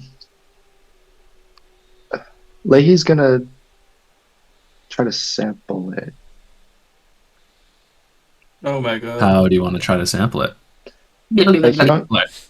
You Are you know talking how, about like, like when- tasting it, or yeah, like taking a sample? Just You a know how, touch like, to the tongue. when you have like a really like a nice sauce, you're cooking some sauce, you kind of dip your pinky in it, that kind of thing. Just like tap it with his pinky and like taste it and see if he can recognize what might be in the poison. If it doesn't knock him out, obviously. Okay. Do you have an experience or something, ability or something you'd like to use? Not one that I think would apply. Okay. Would Story Master apply? Could that apply? Story Master. Like hearing I'll stories say about poisons yes. being used. Okay, Yeah. we'll do This will that be then. a knowledge roll Okay. with disadvantage. Okay. You are taking a absolute pinprick of this. Yeah. Oh, good. Okay, that's reassuring. Knowledge. That's a 20 with fear. 20 with fear. You taste and a sharp bitterness hits your tongue, followed by a floral note. You think, and you, from your knowledge and the stories you've heard from other rangers and druids amongst your family and home, that this was likely derived from a flower you know of that grows in. Sorry, I'm just pulling up my map. Grows on the northern side of the Emerald Shores, in the shadow of the Nordos Mountains. Yeah, like a purple little lily flower. And as you taste it, you begin to feel light and faint. I'm going to give you the option. You can either fall unconscious or take a little bit of damage. What would be funnier? I think Leahy would tough it out. Tough it out. Yeah. Okay. From the poison, you took 8 damage. Yeah. Yeah. So yeah, sorry. Just to be clear, you recognize the poison is made from a flower on the northern side of the Emerald Shores, which would be the Iridian side. Yeah. After consuming the poison, Leahy's gonna whip out a nice little vial of liquid. He's gonna kind of flick the top off and down it. I'm gonna consume a minor health potion. if I can recover some HP Nice. here. I recover First one. potion of the game. Is it one? How do the potions work? Roll a d4, and then you'll recover that many. Is it that many plus anything, or is it just that Just many? a flat d4. For a minor, Damn. flat D4. For a minor, yeah, Okay. yeah. So I just recover 1 HP. Nice. And I erase this stuff. Yeah, so I'm going to have Leahy relay the information to Atlas, assuming he still hasn't left yet. Yeah, so I'm still there. I guess as I you're would assume relaying he this probably knows more information, about it. I think I'm starting to piece the puzzles a bit together. I'm because you're telling me that what this flower comes from. Sorry, let me talk in the North first Shore. person. Let me talk in the first person. So you're telling me that this flower comes from the North Shore, from The Archer seems to think so. the Iridian Empire, but we also found those soldiers on the beach, and you weren't there, but in the tavern, in the basement of the tavern we were just in, we found letters saying that these people took a job from the Empire for these, and they were going to associate it with these crystals, with these bombs. Do you think all this is related? The Archer also saw Arnwick remove something from the box. But Do you think but you didn't that- see what it was. The Archer did not, but do you think that this could be it? Could it be connected? Well, the box only had one crystal in it, which I still have, but there were 7 others that were missing. We already found one that was in that other house that we disarmed. There was one at that tavern that blew up. Safe to say, there's 5 more somewhere.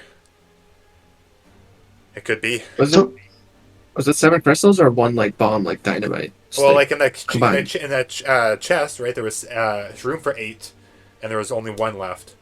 I'm just talking as if what Atlas knows so far. There was room for 8. There wasn't 8. There was room for 8, but there wasn't 8. There was only the one that I took. And so all I know is that there was one in the other house, and then there was one in the tavern. So that's 3 accounted for out of the 8 potential 8. I'll say, if this helps clear anything up, the box was a fairly nice box, and imagine like a fancy cigar box. So there was 8 slots, and only one of was them, full. and I took one of them from the box, and the other ones were empty. So I'm starting to think that someone in the Empire is, I don't know, trying to start something. But what could it be?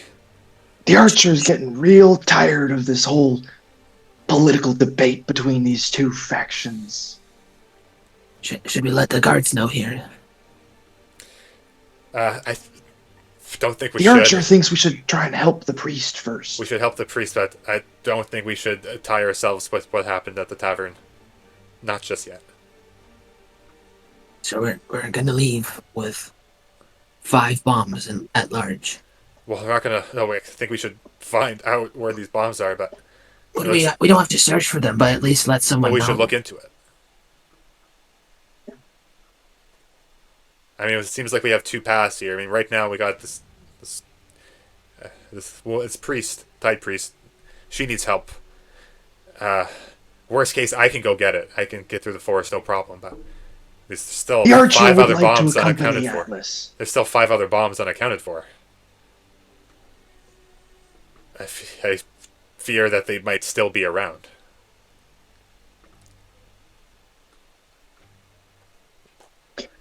The Archer thinks the priority should be to help the priest. They are an old and wise individual, and losing such wisdom would be a great insult to her kind. And there's just us 3 here at the moment, right? Damien, Atlas, Archer, Leahy. Yeah. Okay. Mint, you staying back still? Yeah, I'm not putting any eyes on myself. I'm staying back. Okay. What? I'm gonna turn to Damien. Damien, what do you think we should do? We should probably find Glint. Let him know what we found out here. We can make a decision. Maybe start walking out of town. walk and talk, as they say. Yeah, I think that's a good idea. Where's Damien? Sorry, where's Glint anyways? Well, I saw him in the back of the crowd when I saw the woman collapse, so I'm assuming he's back there still. Okay. Yeah, we'll follow you. Yeah, and I tried to walk my way back to where I left Glint. And then He's still looking up at the sky. Ethan, this other druid, supposedly is still here. Or nearby. Yeah. I'm going to let them know. I lost their name. Could you remind me again? I they have a didn't name? have a name. That's okay. Let's call him Dylan. That's okay. Hedge druid. Well, I promise that I will send for the antidote at the grove. You have my word. Thank you. You're a strong member of the Concord. I can see that.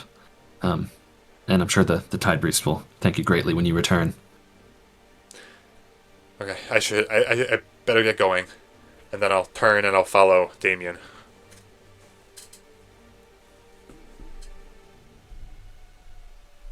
yeah, You I just see come Glint across staring. Glint. Hey, Glint, we learned something. Let's start walking. He's still like kind of staring up, but like you could see that he quickly like shoots his eyes over at you. I point towards the direction of like the exit of the town. Aye. And he like reluctantly turns and follows. So the priestess got poisoned, and Aye. they asked us to get the antidote from a druid grove nearby. And it turns out But that there's the also poison. 5 more bombs here. Yeah, there's a couple of Aye. issues. There's, Should the alarm not be raised? Do we just let countless innocent lives be blown up tonight because we didn't want to get caught? The archer thinks that we should rest and tackle these issues in the morning. And he lets out a big, nice yawn. How do we know they are not triggered to blow before then? The archer hasn't met the people who are in trouble, therefore he is not concerned with them. What if some of us head for the antidote, and some of us stay back, try looking for these bombs? if I was just saying, I know it was described as like a half day, third day type of journey. I can turn into like a deer or a gazelle, and I can pretty nimbly navigate the forest.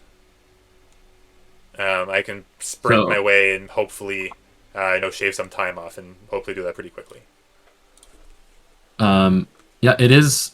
I'll say it is like a full day journey. You might be able to save some time doing that, but to go there and back, it will be like a full, 16 hours. Or, Yeah. So thing. if 8 hours there, 8 hours back. So if we're on a time crunch, I can leave. However, anything immediate, you guys are kind of on your own. You also have no idea what you're going to face out there. You've never been in that direction before. I think I can escape. The archer Famous is last willing to. words. The archer is willing to offer his services to Atlas, but he requires a few hours of sleep beforehand.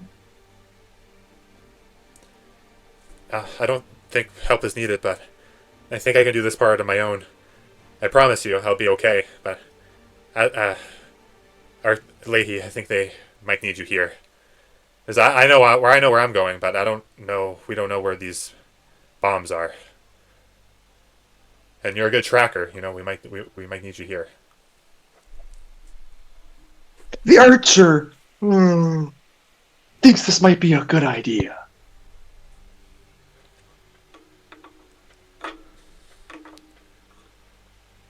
GM. Yeah.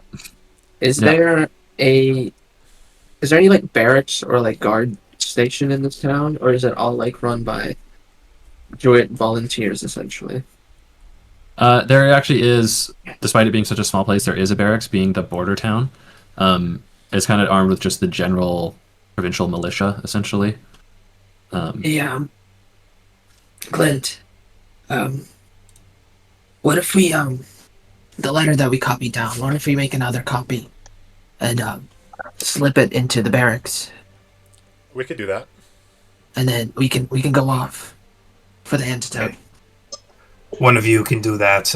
Maybe we add a little extra knowledge of some kind. Information of the charges that might be going off. Yeah. Maybe a little drawing. Yeah, Or I even wrote just, it down, so I can easily just make another copy. And Yeah, can you make another one and we'll go slip it in, and then um, I think we should get on our way. sure. Yeah, I can I'm take sure my that- journal. I don't have a lot of paper, but I can take my journal, find an empty page, rewrite it, and then tear the page off. I'm sure the guards know the I town mean, better Do we need than to? us. The original paper is also still at the tavern. Yeah, but That's fair. I'll rewrite it. That's- I'll rewrite that's it. not and then our problem. Yeah, no, I'll rewrite it, tear it off. I'll tear the page off. And do that. Will, did you? I'm curious. Would you have relayed to the elven druid Dylan what you discovered about the poison? If he was there, yeah, I would have told Atlas. I would have told both of them. Okay. Would have been within earshot. Yeah, I'll say Dylan the druid. Upon learning, just a bit of a retcon. Upon learning the flower that the poison was made from of, as a druid, he knows these things a little bit better than a ranger of how it affects the body. He says that with the Tide Priest being stabilized, she probably has about a week until the effects start to ramp up again. A week. Oh, fine. We can deal with a week. Okay, we can deal with the week. Okay. All right, go back on the plan. Deal with the bombs first.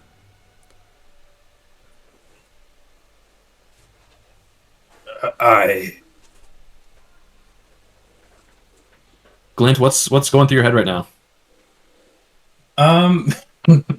Glint is thinking about how he just went from living a peaceful lighthouse life. He told Marcos he had everything covered.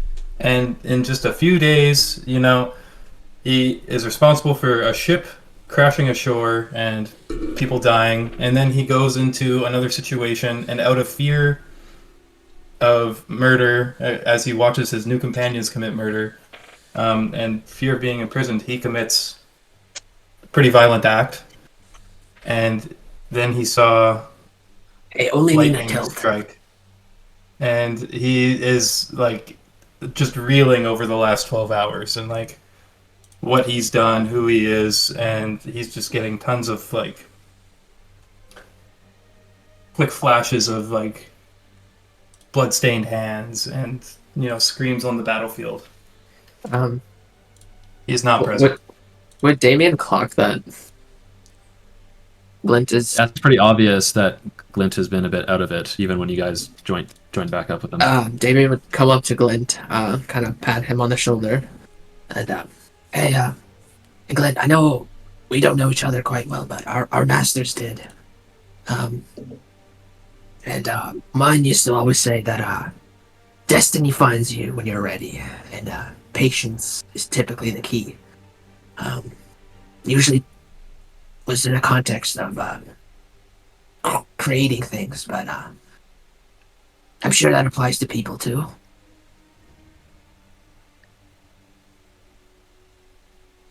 He kind of removes himself from this trance that he's been in since everything's happened. Aye, that is well spoken. Let's make sure there's less bloodshed on our hands. And from there, he starts marching to. Where do we go, guys? Yeah, good question. Where the fuck are we going?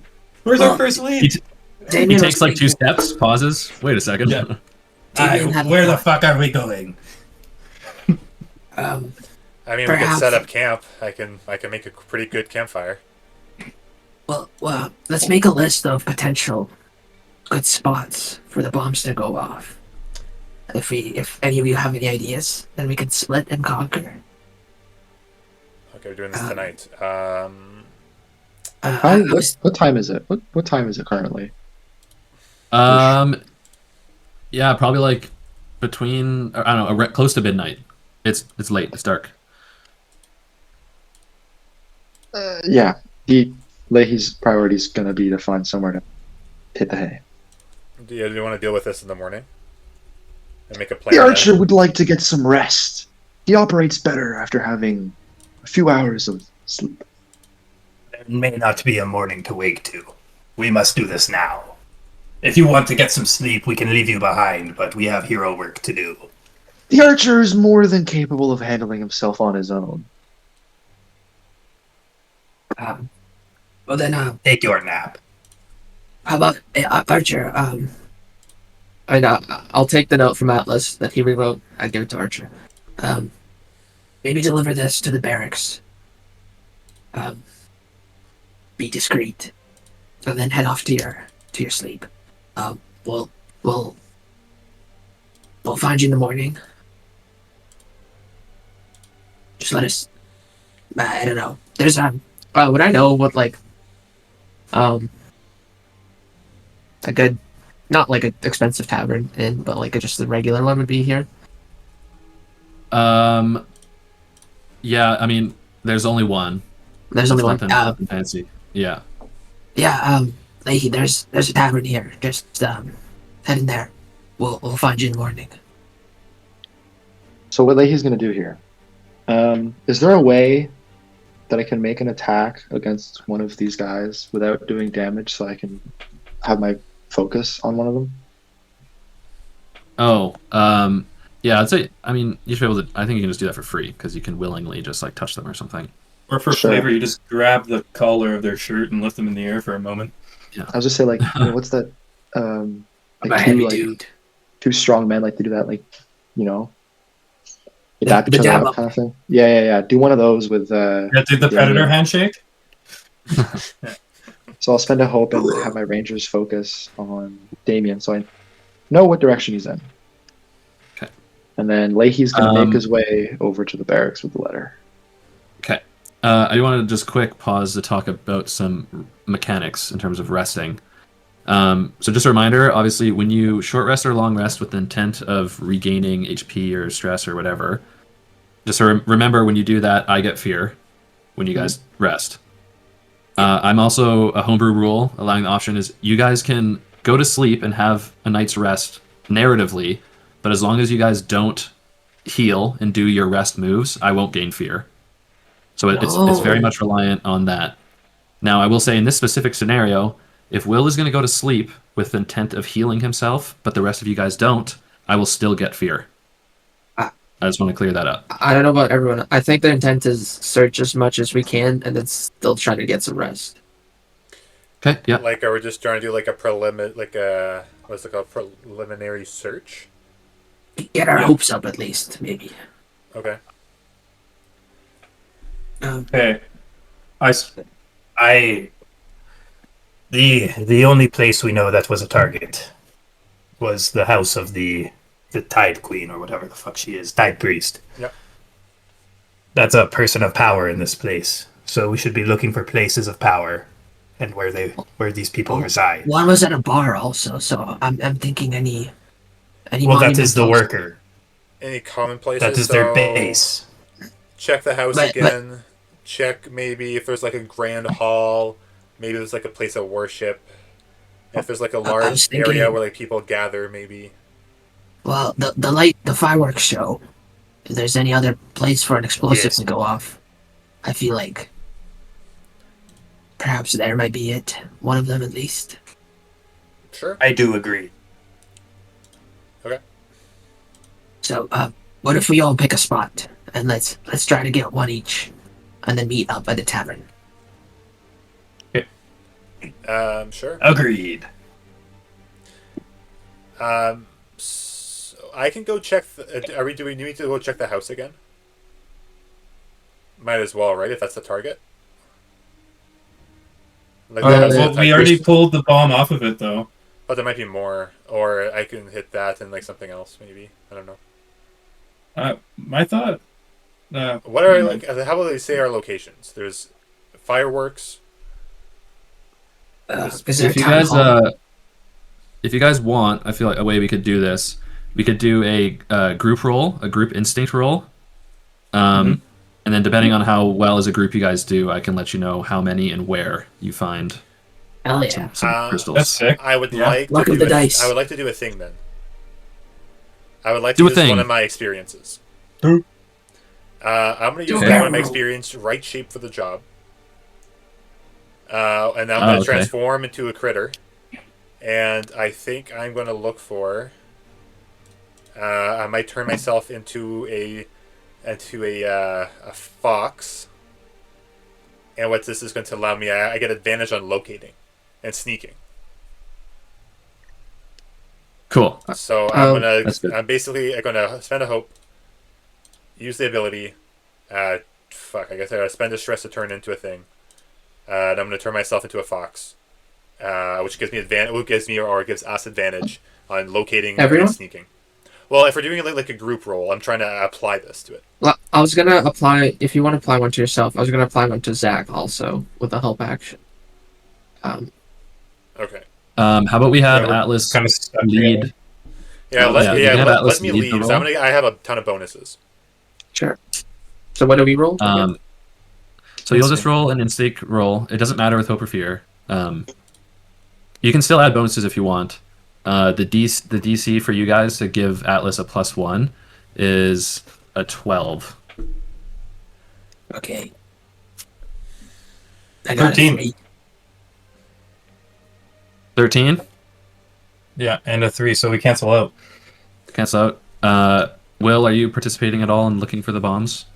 No. Or no? All right, cancel out. Not sure if this mechanic seems pointless. The +1 -1. It's meant to. I think it's Most just of the meant to time. help us out, right? Like maybe like one person wasn't successful. Well, it could be a boon. Yeah. Well, that's Could've why I been was a still gonna +2. give. I was gonna still give an advantage to Zach. Oh, yeah. Yeah. Okay. So I was Well, gonna spend you help could have. and tell Zach, hey, you have. I noticed you were staring at all our magic items before. If you can you look at this crystal and try to match other signs like that? I see this imbued energy. I like pick it up in my gloved hand, and I try to like pulsate energy through it and like really scan it with my eyes. Mhm. So what do you want us to do then with that, Jensen? I guess that doesn't matter then because we already rolled. Yeah. So Yeah. Okay. Did you have? I mean, let's just keep narrative going here. Do you have an ability or something, either Damien to help or Glint? In Well, terms Glint of, has I mean, the. I have arcane sense, which is I can sense the presence of magical people and objects within close range. So I imagine if I get close to one, I have an easier time finding them. Okay. I imagine they're nephrite crystals of magic. And yeah, Yeah. I'm kind of focusing on that. So Okay. So Atlas, you are rolling.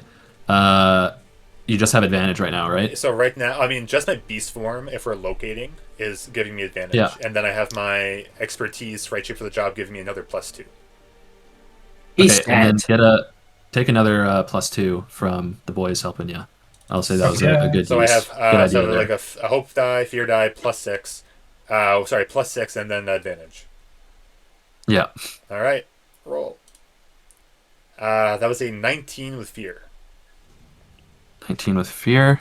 I'll take that I fear. rolled rather low, guys. You did. Unfortunately, on those die. that's tough. I rolled a That's 3. fine. It's okay. I rolled a 3 and a 4, but I did roll a 6 on the advantage. All right, so you guys go searching for some bombs.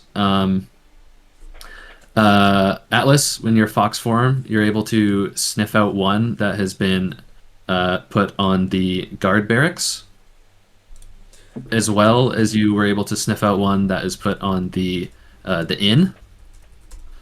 And when I say on, I mean these are like placed in the tall grass, like against one of the walls, kind of thing. Then so your fox senses are able to pick that out. Yep. Glint, you head to the water and you find one stuffed in the barrels, in one of the barrels of the most kind of packed area of the docks. Probably designed to like break them up so people can't port there. And then lastly, Oleg, Damien finds one. Let's see, where would you find it? We got there, there, and oh, you find it at the it's not really a temple, but the shrine to Lucille, the matron mother, which is in the center of the town.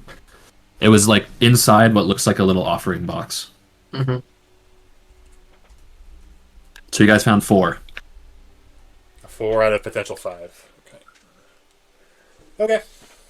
It's a lot better than nothing. So I guess we go deal with them in the morning.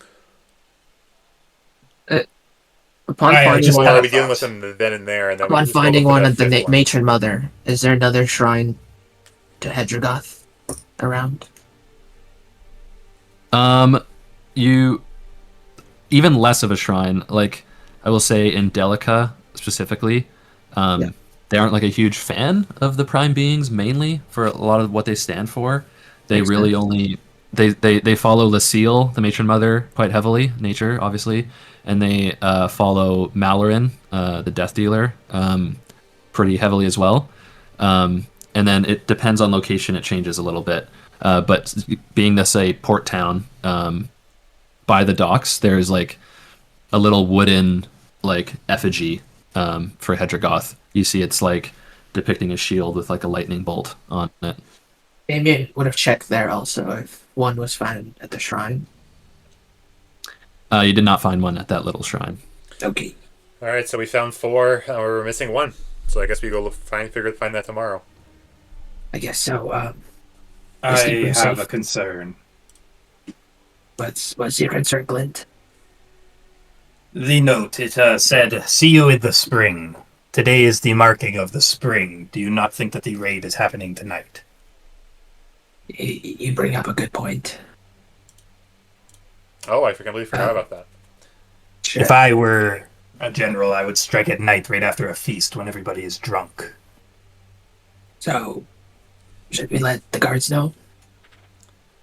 A potential sounding of the alarm might be our best chance. So But that being said, I don't know how involved we need be. Wasn't Leahy delivering something? yeah, like he Yeah. was delivering a note. Yeah, Leahy. Let's cut to you real quick. You, while the guys are searching, you're going to deliver a note. And is the note just the It's a transcription? transcript of a transcript. Yeah. Okay, of the letter you guys Inception. have. Yeah, so yeah. It's like third copy of this letter. Yeah. It just says, so what are shit's you? about to how you blow dropping up. it? How are you dropping it off? Leahy is going to go up to the front door of the barracks, and he's going to knock 5 times. Knock, knock, knock, knock, knock. Yep. But like a pound. Yeah. Boom, boom. You see like a Oh, scruffy sandy haired guy opens the door. He's like, "Hey, we said there's a curfew. You need to head back home. What's going on?" The archer was instructed to give you this note. And he gives you the note, and he walks away. He looks down at the note before looking at it. He's like, recognizes you from the ceremony on the with the bow and fire arrow. He's like, "Holy shit, that was the archer." Closes the door. "Guys, I just spoke to the archer." And goes in, and you leave. Leahy will then make his way. How long would it take to get to the North Shore where the purple lilies or whatever are found? Oh, probably like a few days, a couple days. Never mind. Leahy's gonna go find a tree, and he's gonna climb that tree and pack in for the night. Okay. I guess we would head to the inn that we talked about. Yeah. If you want a specific location, I pulled on Owlbear here. I pulled up the map. You know the lilies grow in the area around Ladder Creek. Got it. Oh, that far north. Okay. Okay. Yeah, so Leahy's gonna find himself a nice tall tree, and he's gonna fall asleep in the tree. Right. Perfect. The rest of you guys will jump back into your conversation about what you're planning to do with the information you have pieced together, it seems. So one bomb remaining. The letter suggests that something is going to go down in spring. Today or tonight is the beginning of spring. Good old hunting, math problems going on in our I head. guess the question is, do we stay up and surveil, or do we go to bed, rest up, and see what happens in the morning? Um, And Perhaps trust we that, take the breaks. guards were... Resting. A Yeah. person up every couple hours, maybe. Yeah, I mean, yeah, I guess we could take turns. Like, I'm assuming these inns probably have, like, a window that we could peer out from. Yeah. Just keep an eye on the town square, or wherever this tavern faces. Overseas. Cannot believe I am saying this. I cannot believe I am saying this, but maybe we go to the lighthouse. We have the best chance of seeing an incursion. I don't hate that idea, Glint, actually. Maybe we can shine the light onto the city.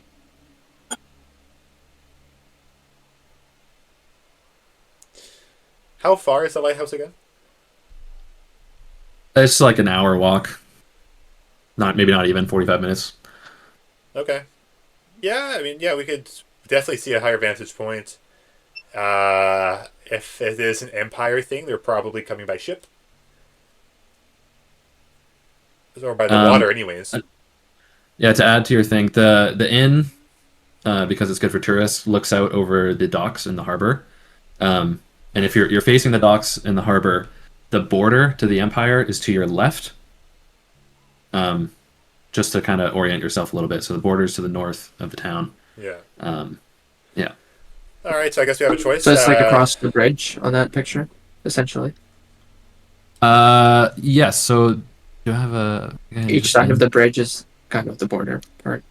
Yeah, so basically if you cross that bridge there, Yeah. the northern one, you enter Iridian territory.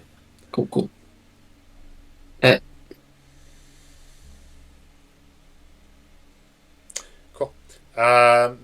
So yeah, I guess vote it is. Vote for Lighthouse or vote for the inn. I say we stay at the inn. Just in case we do have to react a bit quicker, it probably would be better if we stayed at the inn. And in case we did tell Leahy to go to the inn, so I mean, That's true. We forgot about hopefully Leahy. he's there. Yeah, I had to I get- spare. I'm gonna drop out of animal form here. the inn, I say. Yeah, let's head out to the inn, I guess, and just take turns keeping watch.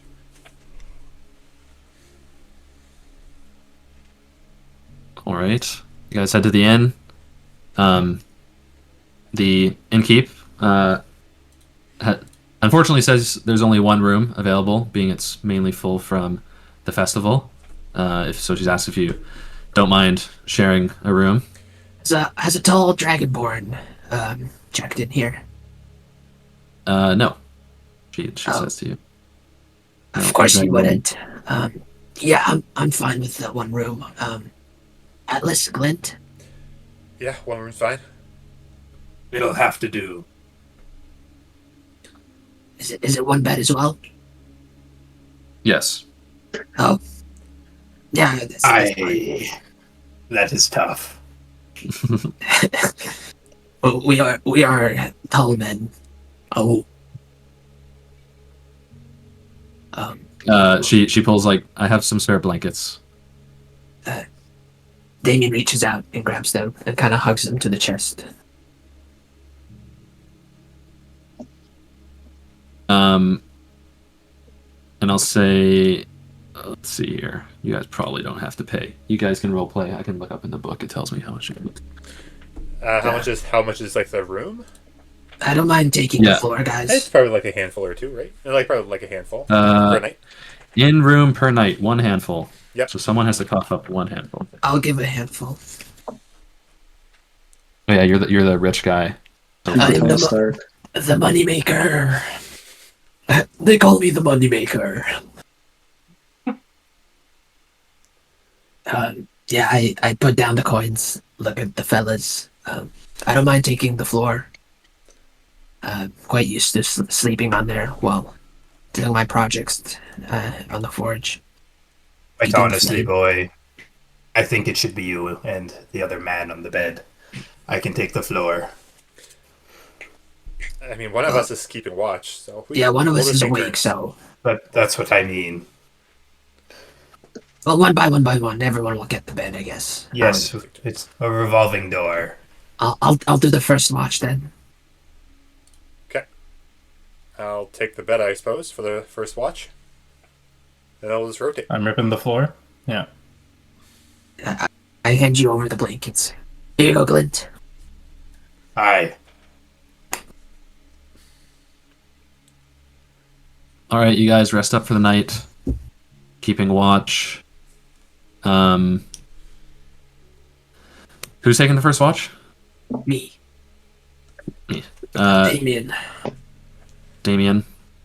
You sit looking out over the water, staring up at the twinkling, shimmering beyond the stars in the sky. I'd be playing with my rod hammer thing. I'm kind of just like feeling it, seeing if there's anything to it. Yeah, as you fiddle with your rod. Whoa, pause. What is Damien? What's going through Damien's head in terms of how the beginning of his adventure's gone? He's confused, sad, and still, and like a little bit excited. He's confused about the power he's wielding. Kind of in horror of the events that happened as he left. He's encountered violence before, bandits again, on their trips in and out, selling their items with his master. Occasional scuffles with some customers, but never to the extent of attacks. But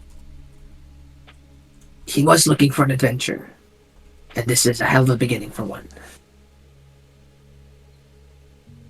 You ponder a few hours away, no sign of anything out on the waters. Who do you go wake up for the next watch? Glint. I go up, kneel down, and poke him in his ribs with the rod. Hey, old man, it's your turn. He like kind of stirs. You see like a quick spark from his hands before he realizes where he is and what's going on. Whoa! Night. Deep breath. It is my watch. And he like pats you on the shoulder and walks off to the balcony. Yeah. Lay down on the floor. Go into like a little fetal position. It smells like nasty seawater and old man in the blankets. Damien doesn't seem to be bothered. He acknowledges it, but does not mention it. Okay. Yeah, I now look off into the balcony. Off the balcony. Glint, same for you. You look up. I guess we kind of did talk about this earlier, but those same thoughts are going through your head again as you stare out across the harbor. Similar to your nights looking out across the water from the lighthouse. Yeah, unsure of what's ahead of you, and that connection. I'm curious. Do you, in this moment of maybe being alone and uncertainty of that lightning strike, what happened? Do you try to reach inside yourself to, I don't know, come up with an answer or discover something? I'd imagine like during his whole nap as well, like he was just like unable to escape. He's trying to think into like why am I doing this? What is going on? Well, what feels familiar?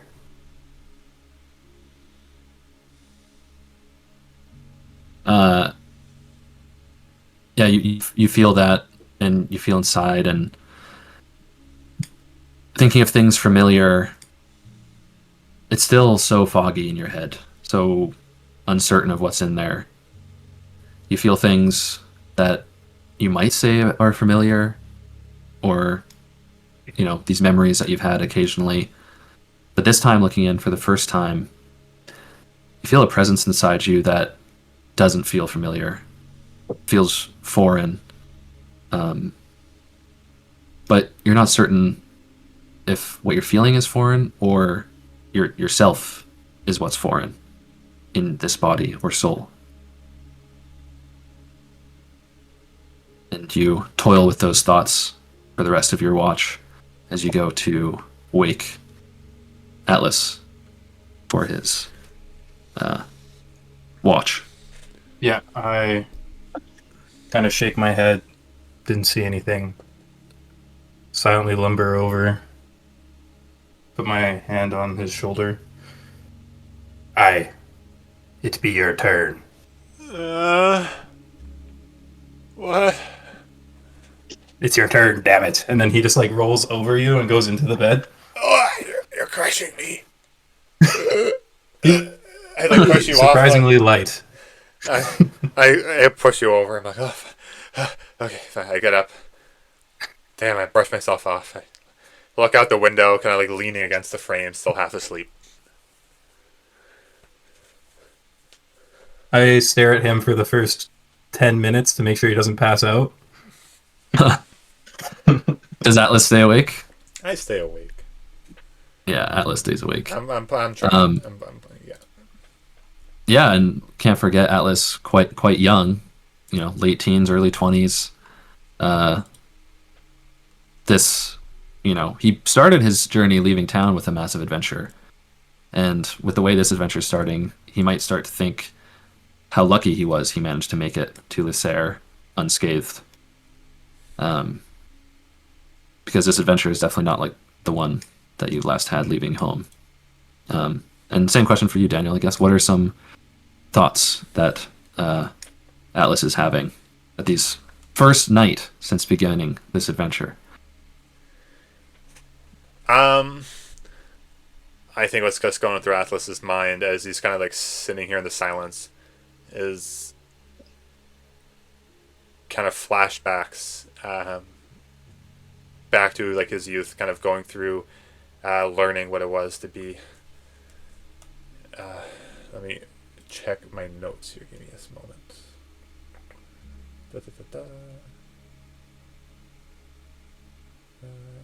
I'm sorry, I'm just looking for a name here, a word. Yeah, all good. So I want to keep this consistent. I didn't give it a word. Okay. Yeah, so as Atlas was growing up, kind of learning from his dad how to be, a druid of the Abzan, of the dry sea, or sorry, of the dry desert. Flickering through moments as it kind of all kind of crescendos builds into that moment just a few years ago where he stood, and like in his mind he is very much alone as he kind of stares into this crowd of people, and amongst all this crowd he sees the council, and then he kind of sees his dad, and then as he's kind of narrowing in, all of the people in this vision start kind of, like narrowing down until it's just the council, until it's just him, and then the memory fades. That's kind of what's going through Atlas's mind right now, and all this time since has kind of been a blur as he's just kind of been trying to. Part of it's just been trying to survive, and part of it is trying to find his new place and trying to make sure he's ready and that he can prove himself the next time. Yeah, you find yourself overflowing with confidence, but also taking that moment to check yourself and know you have much to learn. Lastly, Leahy, maybe the sun is beginning to rise slightly. Your thoughts are stirring, sitting in the tree. What are your thoughts as the first night of this kind of whirlwind adventure comes to? Well, if the sun is rising, his thoughts It's will. let's just say it's a little bit off. But what are you thinking in these late night dreams? Oh, he's very excited about having met so many new people. The Tide Priest, he's worried about her, trying to get her to safety and all that. He's a bit confused as to why um, that keg knocked out Arnwick so easily, because that wouldn't have done the same to him. But yeah, he's overall just really excited about getting to meet people, and I guess it's his first time in the Empire too. So Yeah, with a bit of a different outlook opposed to our other adventures here. You look forward to more. It's only just the beginning, and the archer has high, lofty goals. Um, as the chirp of some birds and the sunset comes, and Atlas, you see the horizon goes from that dark, dark blue to the pale orange as the sun begins to rise. Um, yeah, no signs of anything yet as the sun raises over the horizon. I will Um, say, yeah, as Atlas notices the sun rising, he will also notice Leahy coming to the tavern or the inn with two boars on his shoulders. He's I bringing breakfast. I think as I see you walk in, I'm just like staring. I'm just like noticing you, and I'm not diverting my gaze at all. I'm just like staring you right down as you walk into the door. And I'm like, well, he's back. All right, I'll wake up the other yeah. two. With that, the morning.